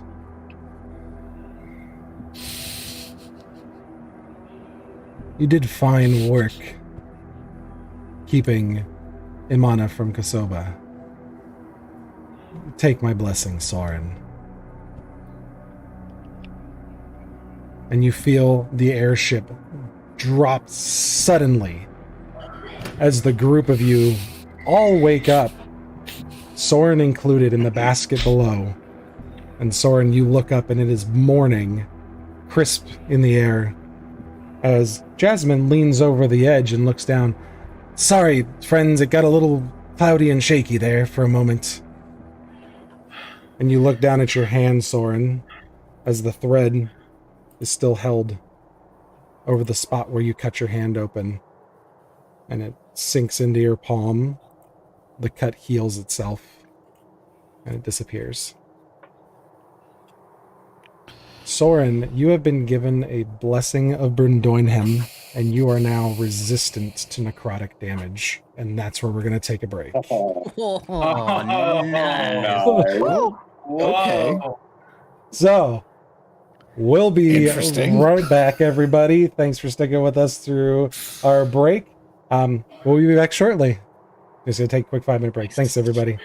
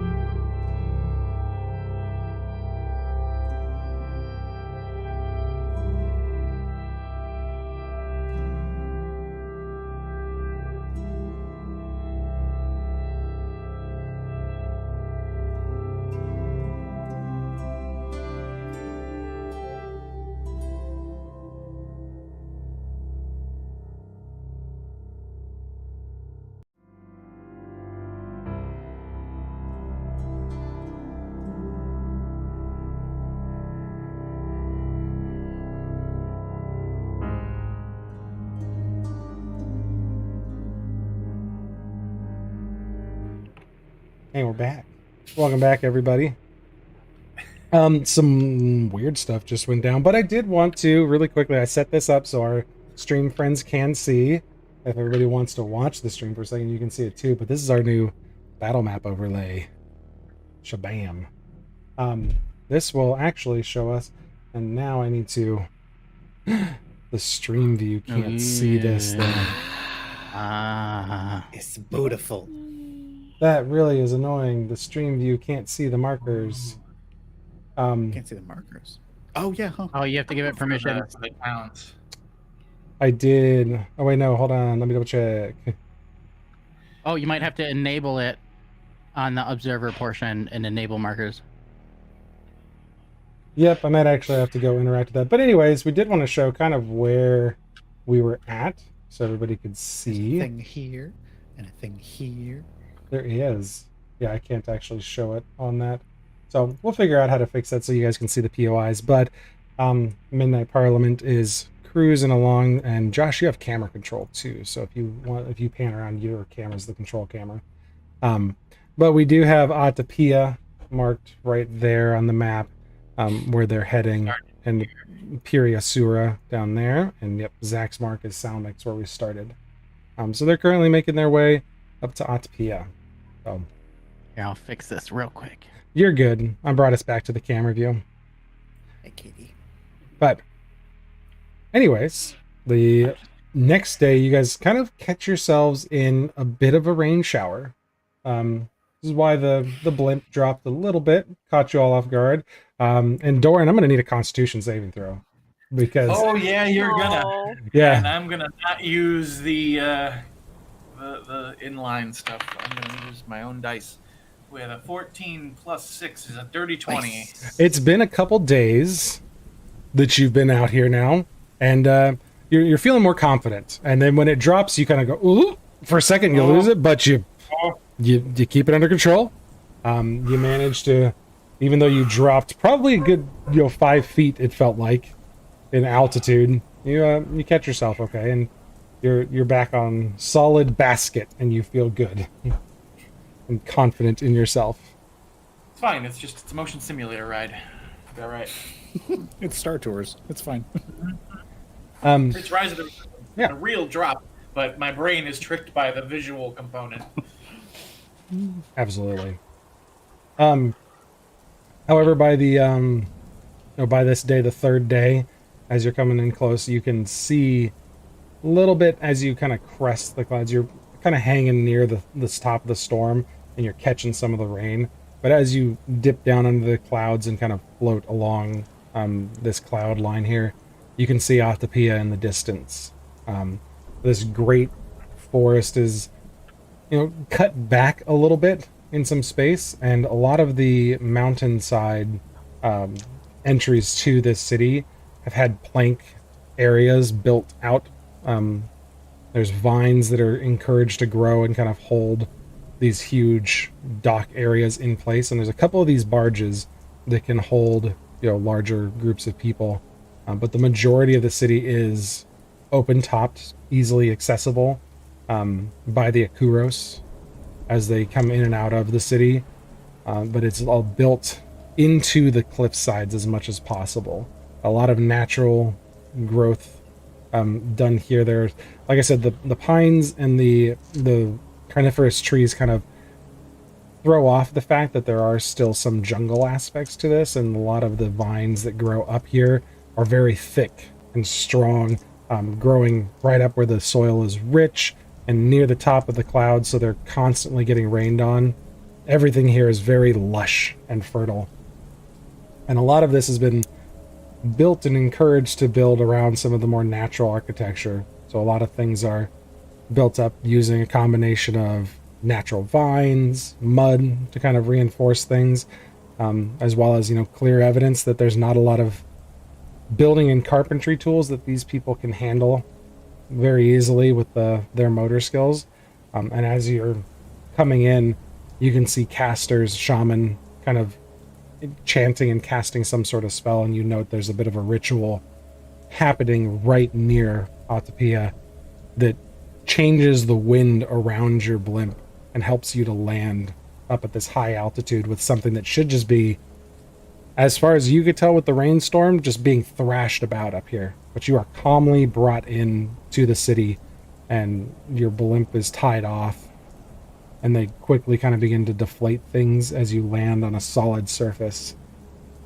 And you guys get your first look at Atapia. Fairly busy city, probably about 2,000 inhabitants here. I'm just looking, there's a small kind of market area where they've got different things under canopies, keeping them dry, but there's, you know, different goods available for exchange. But as you just quickly kind of glance around, you don't see money being exchanged here, but more people just talking and providing things to each other. A lot of houses that are kind of built around this docking area just have goods outside. And as people see things that they need, you'll watch these Akuros land, look at the different things. Like, for example, we'll say one person's looking at this helm that has a few baskets just kind of stacked up outside. And they kind of look around and move a couple of them, select the one that they like, and then just take off. So there appears to be a very big community focus here, and everybody seems to be working together. And you're greeted as you come off by a couple of people that you don't get a name, as they're working with the folks that are, you know, running the ship. But after they converse with each other for just a moment, Isar turns to you all and introduces you.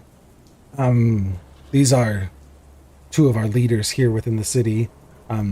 This is Bishnu, and then his wife Sona.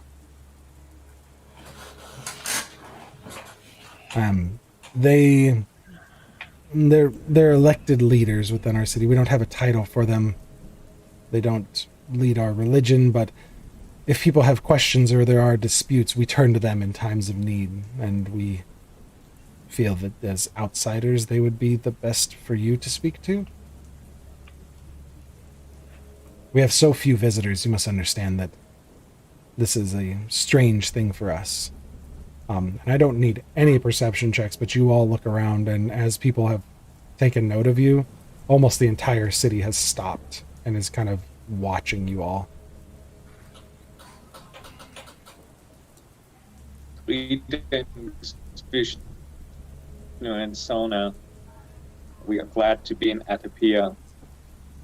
Do you have any village elders in your city, or are they all gone? We are what would be the city elders, I guess, would be the best way to put it.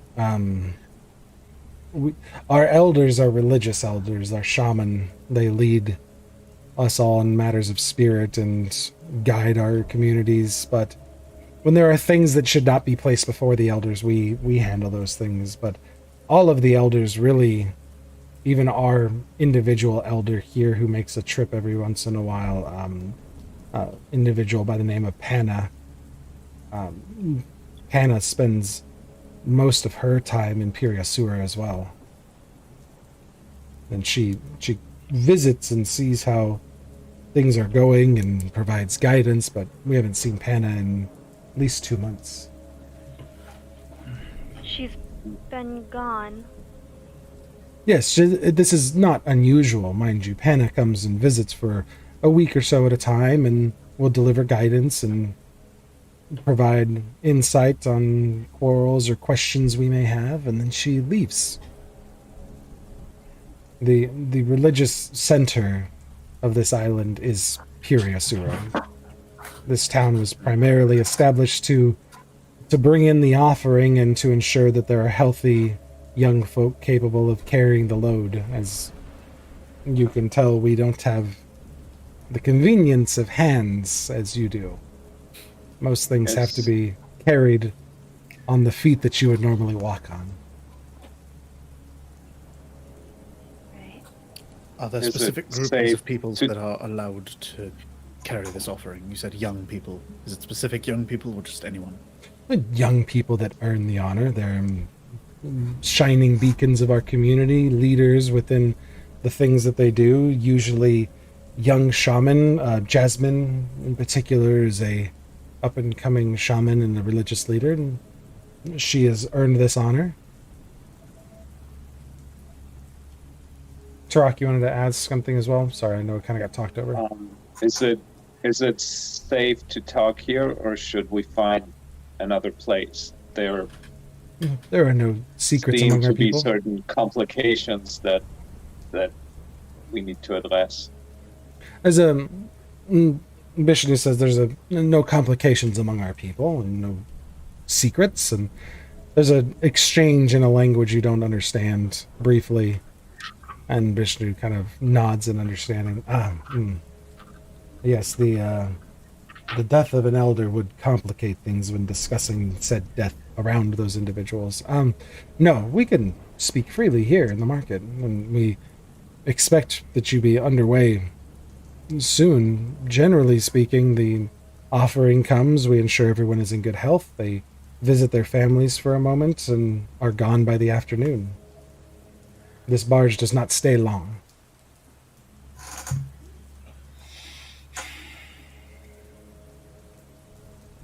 And I apologize I don't have more to offer you, but this is just merely a break in the road. Furiosur is your ultimate destination. The elders are there, and they would have the answers for you.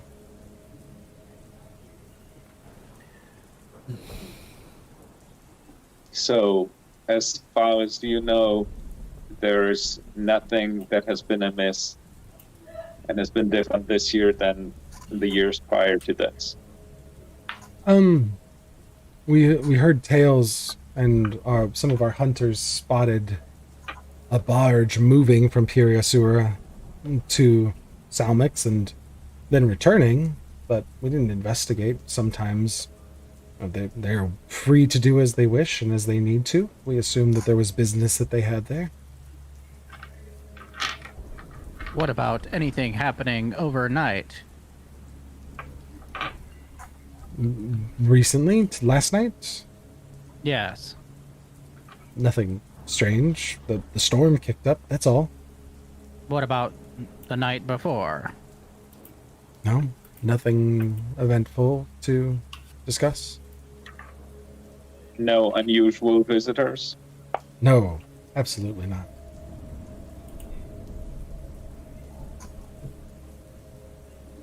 No. I'm sorry I don't have more answers for you. I can provide you with food and water and send you on your way, but we are, as I said, merely a stopping point.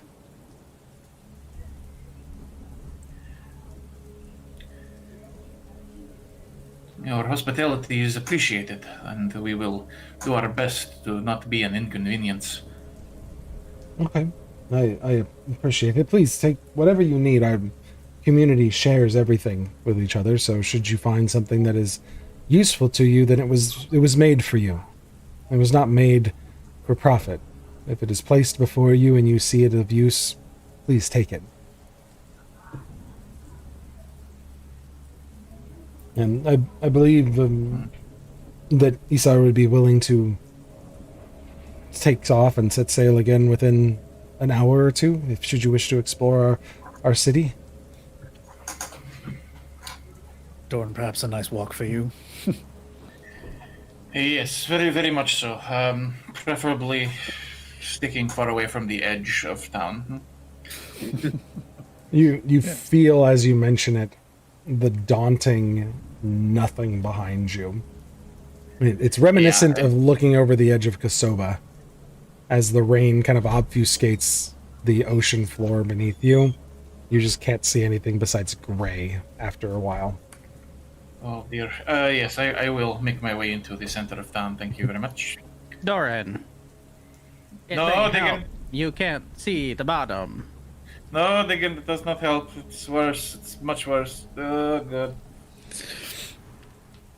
And yeah, I'll Doran's just go gonna walk with randomly explore through the market. Oh, perhaps meander. we should stay together. Maximil is standing on the precipice, just like eyes shut, feeling drained, and her hand is outstretched, and she's just almost subconsciously like casting shocking grasp as like a little lightning in the thunderstorm. And that's just, she's going to stay like that for a while. There's some chatter around Maximiel, but really they just nothing that you understand, and the conversation moves as quickly as it began. Diggin will ever so slowly back away from Maximiel, seeing as he's metal, and she's potentially calling lightning to me. Ouch. Tarak is going to position himself so that he can see as many of the group as he can. Sure. Is there anything in particular you guys are looking for as you kind of meander about town as they finish preparations? Is this like a open table type of community? Do they have like stalls or anything? No, very open table. A lot of things are placed outside of homes.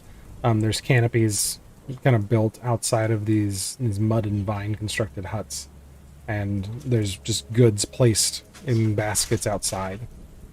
So if you see things and you see people kind of browsing through, and occasionally someone will bring something to somebody and drop it off, and there's an exchange of conversation, and then they take something else and head off with it. Diggin will look, peruse type of thing, but he actually wants to hand over something to them as a gift. Sure.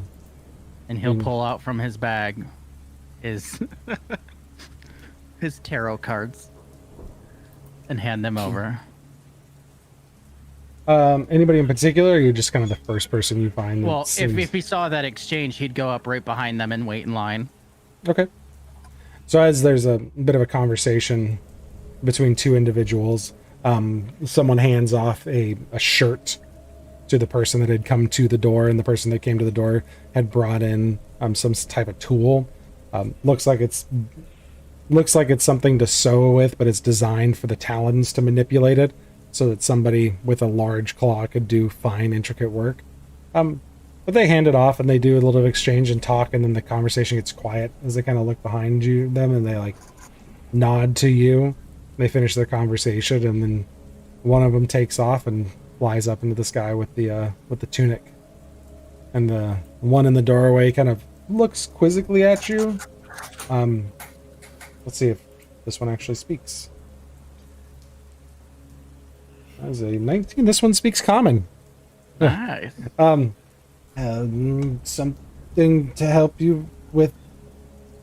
I'm sorry, I don't know what to call you. Thing? Diggin. Diggin. Yes, yes. You diggin individual, but That is my name. do you Diggin. need something? I make No. you look unclothed in this rain. Sure that you don't want a tunic of some kind. Wouldn't hurt, but Oh, here, try this one's for a child. I think it would fit you just fine. a child of their stature. Of their size, yes. So like I'm 6'4". yeah, it's skinny and about 4, and then she like looks at it and goes, oh, maybe you appear much broader than we. Try this one. It's going to be a little long. Okay, put it on. And It goes down to your knees, but fits nicely otherwise. not It's a light bad. tunic. Just Very like much a tunic kind of- dress. I'll kind of spin a little bit. Yes, if you wear them that long where you're from, I'm sure it will be the talk of the town. Thank you. And he'll actually reach into his pouch, and since they offered something else, he'll slip some gold in there too and put it on top of the card deck. Then take this as trade Oh, trade is not necessary, but and a gift. why, thank you. Okay. They reach this very tiny clawed hand at the end of the wing and kind of gingerly pick it up. So it's just the tarot cards and 10 gold.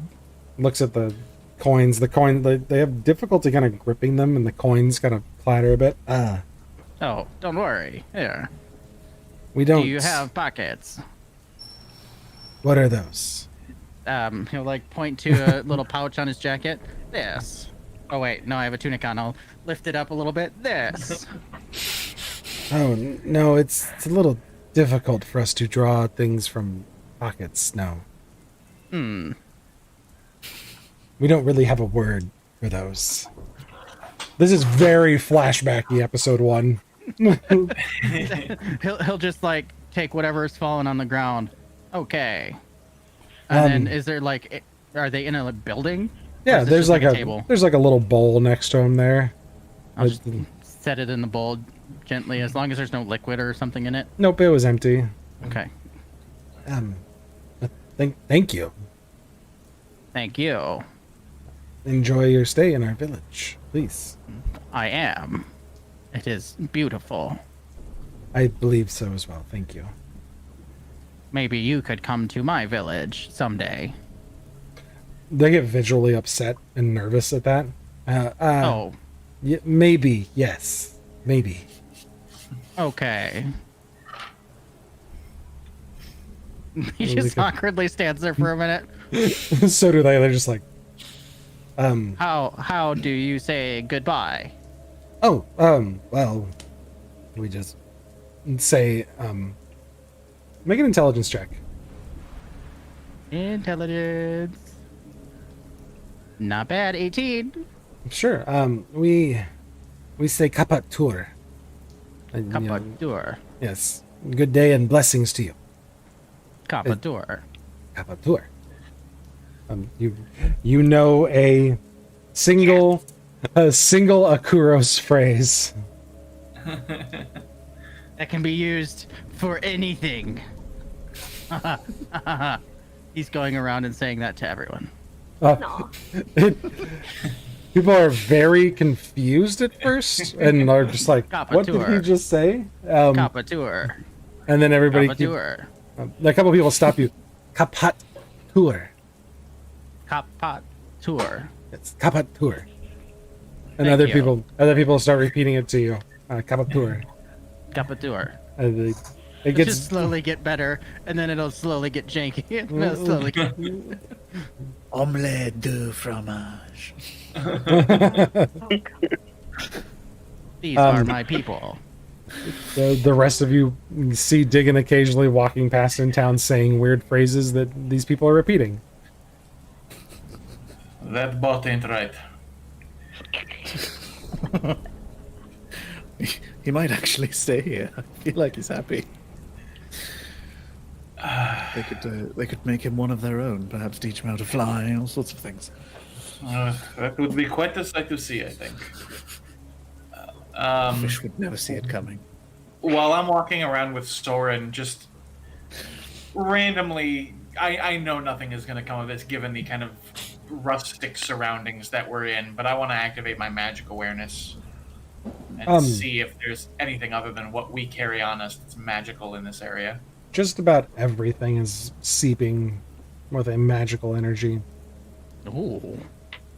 Oh, A wow. lot of the buildings may have latent magical energy like sitting on them in forms of transmutation, evocation energy, as things are kind of you witness even a abundance of it as people are working. It appears that the majority of these people have some sort of magical capabilities that are shamanistic in nature.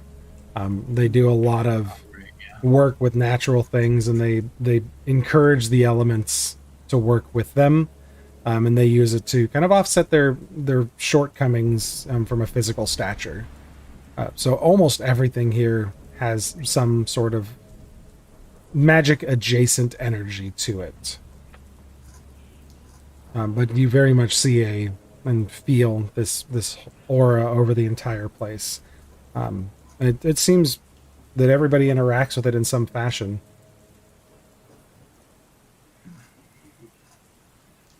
As the group is moving around, Tarak is going to try to look back to the airship and see if there's anybody who seems to maybe take an interest in it, or anything that seems odd about it, anything unusual. Isar is working on the airship, getting some supplies brought on. Really the equivalent of like filling component pouches for wizards in cities. They're, getting some incense and stuff brought on, some things that they had used for magic while they were on board. Just double checking, there's people like attaching themselves to the edge of it and like climbing up the ropes and checking the blimp itself for structural integrity. They get very intrigued at the storage basket underneath. And at one point they even light the fire and like lift the ship a little bit so they can see the modifications made for Doran. And you very easily pick up on the miming of like vomiting as they're like they're pretty expressive with their faces and like the ends of their wings. And there's a laugh that kind of breaks out at Doran's expense very clearly. But there doesn't appear to be anybody adversely interested in it.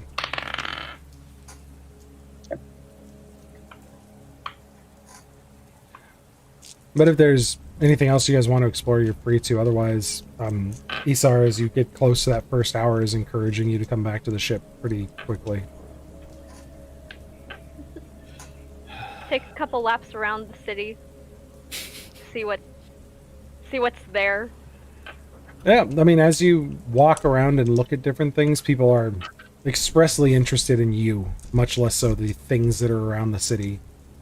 They take time to stop and look at you. Those that speak common ask questions about where you're from and the world outside of the Silvered Expanse. Some of the younger people, all of you, get stopped by children that start to ask questions annoyingly until they get shooed away by adults.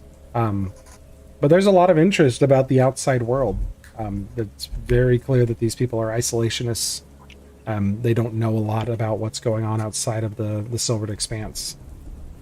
It appears very quickly to anybody that converses with this group of people from the town. They're interested in Simiposi and pleasing Simiposi and communing with nature and striking a balance with the world around them. And since they seem to have found that harmony, their interests end near the edge of these cliffs and they don't really expand beyond. So seeing you here is sparking a lot of interest for people. But nobody seems hostile about it. As Doran and I are walking around, I just want to like pop out my familiar and kind of have it like kind of just play with some of the kids that will approach us and like have it pop back onto my shoulder and just sort of give them that side eye of like, yeah, isn't that cool? And we walk on. She gets mad at you because the kids start to swarm her and she tries to fly away and they take chase and they are very fast. Whoa. Oh my god. Diggin will also chase with the kids. It very much turns from the initial meow of interest to and just spits at things and it's like flying away as quickly as she can. Oh. No, don't pull the tail. Oh god. I've never seen a cat before. I don't think they've seen much of anything before, to be honest. That's fair. So, within about an hour or so, Isar quickly gets the ship ready. Bishnu and Sona kind of meet you near the edge. Isar, let us know the terrible things that befell the folks at Salmix and the mission you are on, and I'm concerned when they gave us the news that the elders had gathered that something may be wrong with Simiposi, and we wish you all the best of luck. Please stay safe. These are not affairs that outsiders should be forced to meddle in, but it seems you've been caught up in this maelstrom of interesting crossroads and sections of... it's very confusing, all the things that are happening. So please, stay safe. You have no idea. I don't, but Jasmine seemed to think that the spirits were agitated yesterday by some strange presence, but she couldn't quite put words to what happened. But we wish you all the very best, and we hope you return soon with news. So, if there's nothing else in the town Atapia, you guys take off for Piriosura. The next couple of days, yeah, go ahead and taking notes on a couple of these, are fairly uneventful. The storm passes pretty quickly. They explain, the storms here are tropical in nature. They last for an hour or two. Especially during this month, they get pretty dangerous in the months of Sahayi. But they can be pretty bad here. But now they're not too terrible.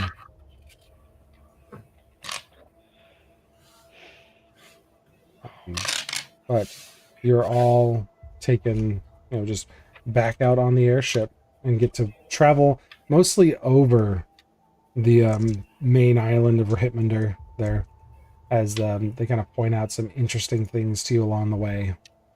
And it's a pretty short travel. They let you know that up here, because of the airs and stuff, they can travel a little faster with the assistance of just the way the wind travels up here. The currents are better, and they actually can get to Piriosura within 2 days' time.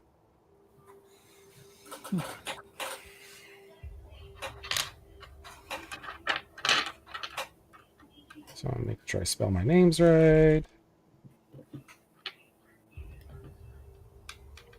There we go. Does Soren ever end up telling us what happened the other night? Or has he not brought it up at all? Asking to Soren. I don't think. Okay, so I guess Ben question: Would I be aware of the fact that I now have this blessing? You definitely feel her presence in you. The blessing is something that is, I don't want to say arcane in nature. It's very, very much more a different feeling of power. Okay. And yeah, you just feel more spry and more powerful. Really, you wouldn't necessarily be like, "Oh, I'm resistant to necrotic damage," but you feel like disease leaving your body, and you're not as bones don't hurt anymore or whatever. You don't ache. You feel in pretty good shape. So yeah, I think not that morning because we're arriving at the city, but probably whenever we have a time where we're all gathered around a meal. Yeah.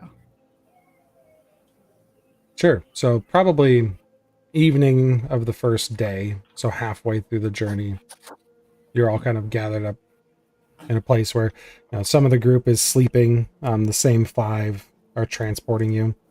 Some of them are sleeping, and others are just kind of observing and keeping lookout. But you guys have a moment to yourselves to discuss and have a conversation. So just kind of, when there's a dull moment, just kind of gather everyone around. So I had something deeply unsettling happen to me the other night when we were arriving. Had a nightmare. Not that that's the important part, but when I awoke, Jasmine seemed to almost know that something had happened. And she beckoned me over to the fire and had me sit, and she did something to it, made the fire dance in different colors, and when it burned bright blue, there was a thread that hung in front of me. It was after she took some of my blood and dripped it into the fire. And I know, it's weird. She kept going on and on about how their magic is different than mine, and all right, fine, sure. But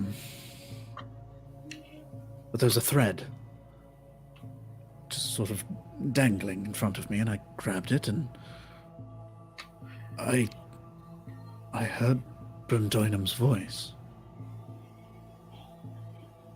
I still haven't really. Right. Oh, yes, I wasn't really sure what to make of that. I still don't really know entirely what to make of any of it, but it seems as though there is some sort of grand design. Jasmine spoke of us being fated for some sort of great trial. Oh, that's lovely. Yes, that's basically what I said as well. Just, oh, great, lovely. More of that. So I guess... I don't know. This isn't supposed to be like a lecture or anything like that, but I suppose if any of you have some sort of similar experience, go with it? I don't know.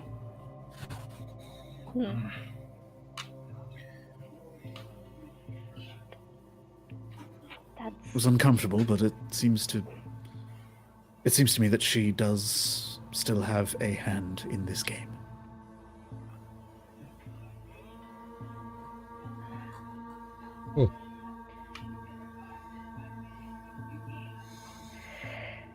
Oh boy.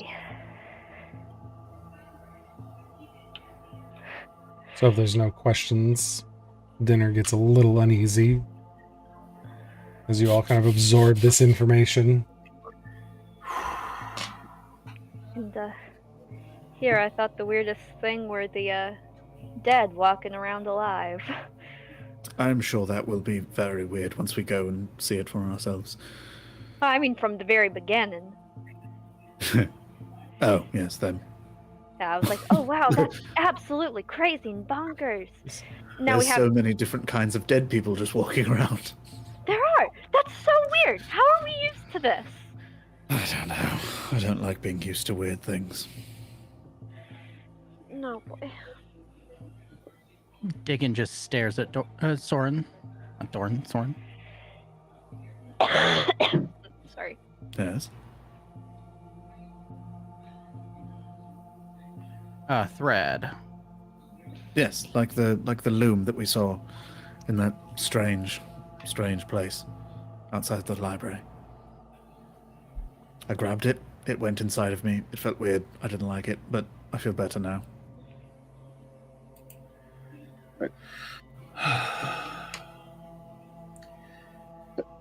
Tara also looks at Soren strange. Yet, was that real or was that another dream?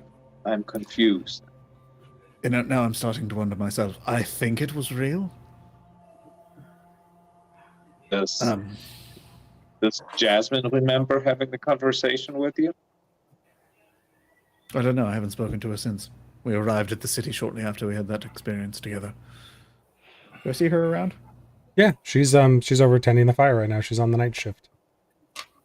Just kind of go very quickly, just get up and saunter over to her. Hi, quick question. Yes. That thing that happened with the fire, with the thread and the cutting of my hand and all that, you remember that too, right? No. Can I insight check that? Absolutely. Which she follows up immediately. When did it happen? 15 plus 8. Yeah. You spend a little time on a ship with this woman. She's very pointed, very matter of fact when she has conversations. Mm-hmm. She appears to be completely honest with you. You have no reason to believe she's lying. When did this happen? While you were sleeping? Don't worry about it. I ask because we have the ability to dream walk a bit, and you may have been inadvertently caught up in some meditation and a trance, and there's things that we put into the fire to help us to connect with Simiposi and the servants of Simiposi, the other minor deities that serve our living god, but... Like blood, for example? Yes, sometimes. I fear that I apologize if you've been traumatized in any way, but entering into the astral plane is a very different experience if you're not used to it.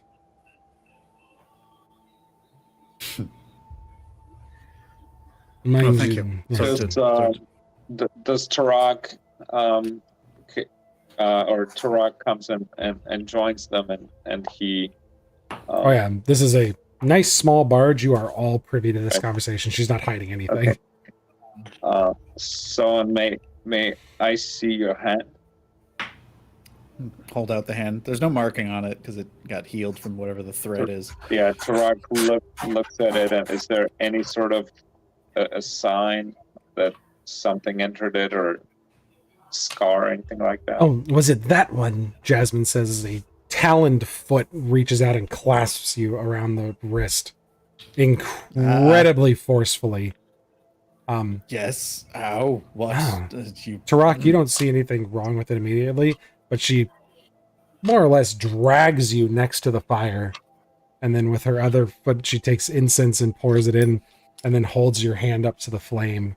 And the rest of you see as there's fire behind the hand being held up, pointed towards you.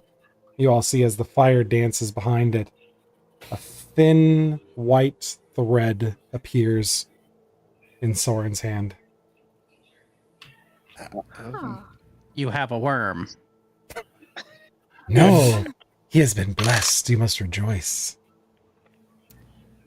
You have, So And you don't Mhm. remember this conversation at all. no, I was the astral projection is a very trying art, and I was busy.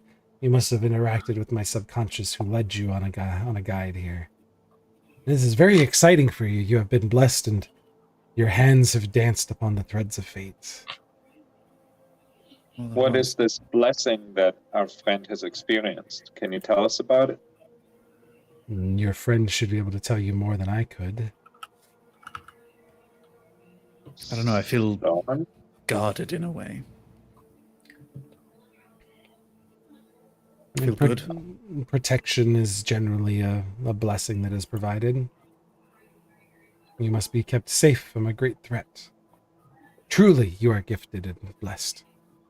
Yes. Dickon will sheepishly come into the conversation a little bit closer. How does one dream?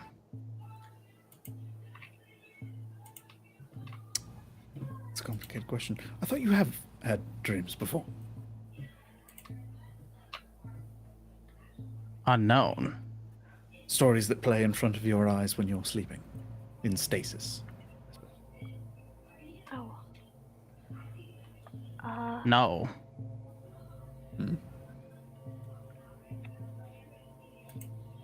Only the one.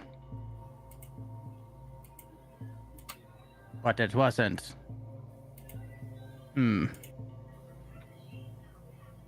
Complicated. Maybe that was a nightmare.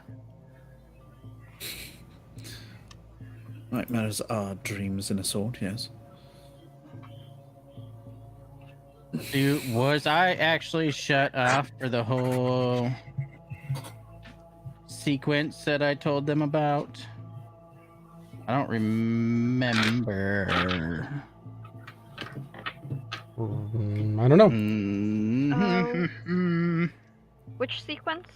So it was way back when I told you all about the lady? city of mirrors, or trees of mirrors and things, or whatever I said. I'm trying to look through my notes. So that was when you were interacting with a spirit, I believe. You had interacted with one of your class features. I don't recall I don't think you were dreaming for that. You were conscious for it, I believe. That's what I thought. Yeah, that wasn't a dream. That was kind of seen in real time and overtook your existing sight. Oh, yeah. It was about a soul. Yep. Spoilers.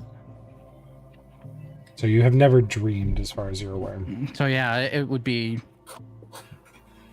when Diggin turns off and sleeps. There is nothing.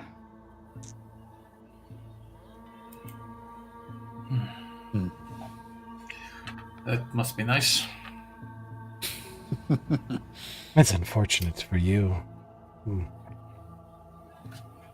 Many powerful things can come from dreams. You should perhaps look inwards the next time you sleep. How? Not literally. She does not mean literally. Metaphorically. He's a literalist. I'm sorry. Focus on your mind, Diggin. Focus on your inner self. He just like sits down right next to everybody and just like total blank stare. Yes, now you've got it.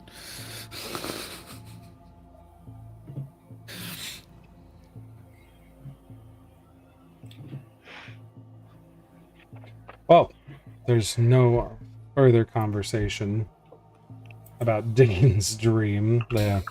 Jasmine kind of returns to the fire, and the uneasiness of the conversation weighs on you all over the evening. When the next day, you guys continue to travel across Rohit Madar to land in the city of Iriasura, where the streets are empty and there are no signs of life except for smoke coming from a single large building out of a normal chimney, not as if it was on fire, but smoke heat. And it appears boarded up. And as you're approaching, this is spotted by you all and by the people managing the flight. And Dimra and Riva take off immediately to serve as a forward scouting group for you. And you guys come in, and Jasmine and Rinku work overtime trying to keep the ship aligned properly as you guys make your way down to Piriasura. When you get there, there are two individuals dressed in a little more ornate robes that are brought to meet you at the docks. They appear to be limping a bit, a little injured, as they make their way up to you all. Dimra introduces the two of them. This is Henna and Gagan, the elder you were told about that visits Atapia, and Gagan is one of the elders here in Piriasura. I kind of look to the lot of you. Thank goodness you have come. We have been betrayed somehow from within. Some of the elders came with the folk, the lizard folk from Salnix, and about 3 weeks ago now, and discussed something of great importance at Hashmanet. And since they ventured to Hashmanet, we stayed behind to welcome the arrival of the offering, but they have not returned, and we've since been fending off attacks from the Risen. The guardians of Hashmanet have been attacking us. There are very few of us left, and Dimra and Riva agree. Yes, there's less than 50 remain. They've been being slaughtered and trying to defend their homes. Gagan speaks up. We would be happy to lead you to where the attacks are coming from. It will take a bit of time to get there, but we must hurry. We don't know when the attacks will stop, and our people are suffering for them. All right. You said you were betrayed. Do you know by whom? We could only assume we were betrayed from within, because only the elders know the way to Hashmanet. And if the Risen have come to attack us, then we assume that someone has betrayed us. Well, we'll get to the bottom of it. Okay. Do you have supplies or anything like that we might be able to take with us if we are possibly charging into danger? Yes, food and supplies is what we have. We have natural remedies, and you can take whatever medicines you need. And we will lead you, as otherwise the elders are the only ones that have access to Hashmanet. Good. You said there are 50 of you left. How many were there before? In this village, we had thousands who lived here. We have been defending ourselves for weeks. So you are familiar with what these Risen are capable of? Do you have a general idea that you could help us out with so we don't, walk into clear and present danger unaware? Yes, if we set out on the road, there's a ruin that is a good camp about half a day's walk from here for you. We could fly there quickly, but if we hurry, we will guide you from the air as best we can. To which Gagan goes, no, we must walk with them to assist them. Ah, very well. We will walk with you and assist you and get you to where you need to be. Easier for you all to fly rather than walk. I Yeah, No. don't want to impose, Yeah, especially if it's there's fine. especially if there's potential danger on the road. There's only 50 of you left. Well, we hope that Let's not add 3 more just because of convenience for us. the scouting has been... Oh, Dimra and Riva have offered to stay behind and protect those here, but the attacks have lessened as of late, and we feel that you should be able to handle anything. Do you have any idea how many of them there are that are attacking you? Oh god. If we don't have a good number. Please, if we can get supplies and hurry to the road, we will help you. Yes. There's, like as I said, there is a ruin that is good for a good stopping point.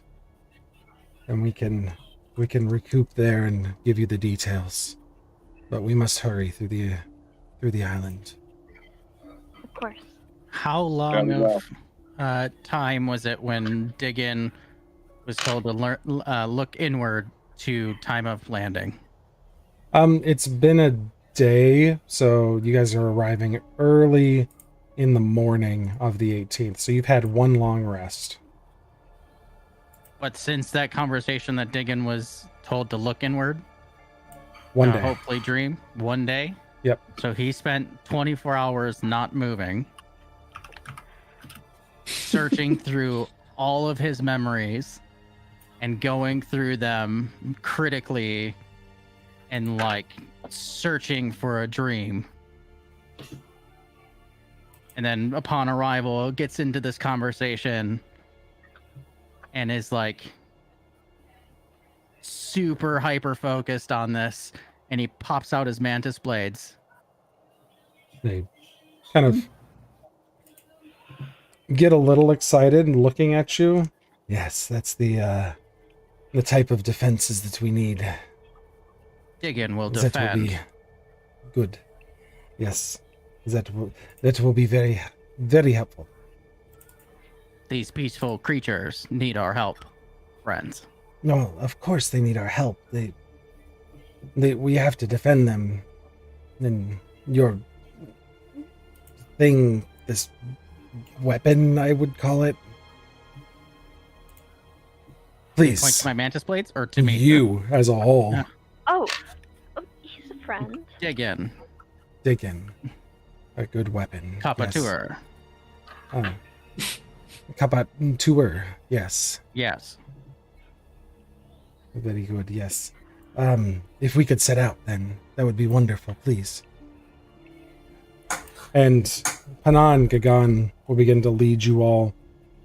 Very quickly, you gather up some supplies. There's very scared people in this long building as you make your way through town, and you can see places where people have been felled throughout the city. There's signs of battle, blood marks. There's a couple destroyed statues as you move through the city that appear to resemble these people. They're broken into pieces. And as you walk Does by it and look like express... those were targeted attacks? They look like they were attacks, but as you walk by, Pana points one out. These are the creatures that you'll be facing. animated statues. That's about all they say as they lead you deep into the jungle. They move at a swift pace for walking on two legs. I need a volunteer to make a survival check. Without metagaming who's going to do it, I need one volunteer for the party. I'll do it. They will roll with advantage from Can aid. Diggin, I don't know how this actually like thematically works with the character, but can like Diggin be watching out and more attuned to like souls? Yeah, absolutely, you could be. You I'll have said you. that was a check with advantage? Yeah, we're going to make it a party check, so one person's going to make the check with advantage. All right. All right. 22 there, it looks like. 22, yep. So with a 22, the path that I did draw is the path that you guys are all following. And we'll put the stream to the battle map so they can at least see it. As you guys leave from Piriasura up along this trail for half a day's march. And Diggin, you're kind of near the front, moving along with great speed, trying to hone in on the souls around you, and the rest of you are spread out in this trail behind. Just a quick marching order for who's where. Who's at the front of the pack? Diggin. You're behind Diggin, and then Tarak's gonna bring up the rear. I'll Tarak's be right in in front of Tarak. Perfect. I guess I'm in the middle. Excellent. Numero uno.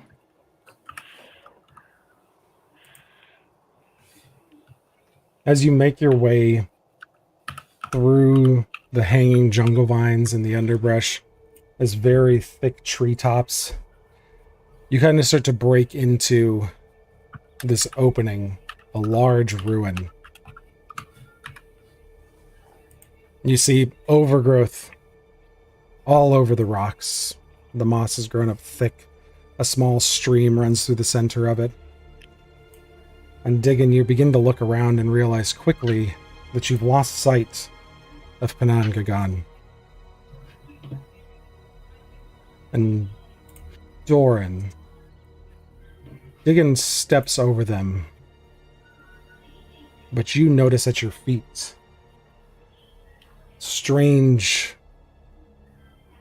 coverings. And as you bend down to look at one of them, you pick it up and see this face of a mask looking back to you.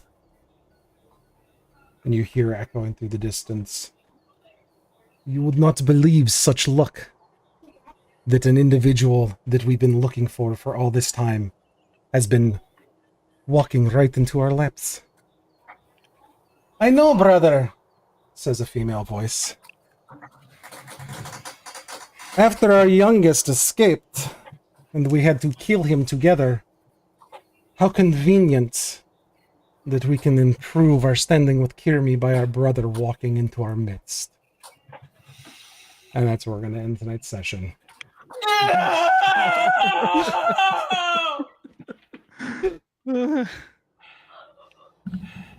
Thanks everybody for joining us for our 23rd session, and we will start next week with some combat. Oh It was an absolute Sam. pleasure. Quality family time. Quality family time. Interesting. I hope you caught the intentional excitement and slip up as Panan and Gagan started reverting to their original accents mid-sentence there. That was very tough to layer in. I'm going to watch it on the replay to make sure I actually got it good, but that was a tough one to make sure I didn't give it away too early. But thank you all for an awesome 23rd session as we deal next week with the Fangs of Kirmi that may be a little bit more closely related with some individuals than we thought, and some real questions about Doran's backstory. Oh, no. Thanks, everybody. We'll see you guys next time. Have a good night. Night, everybody.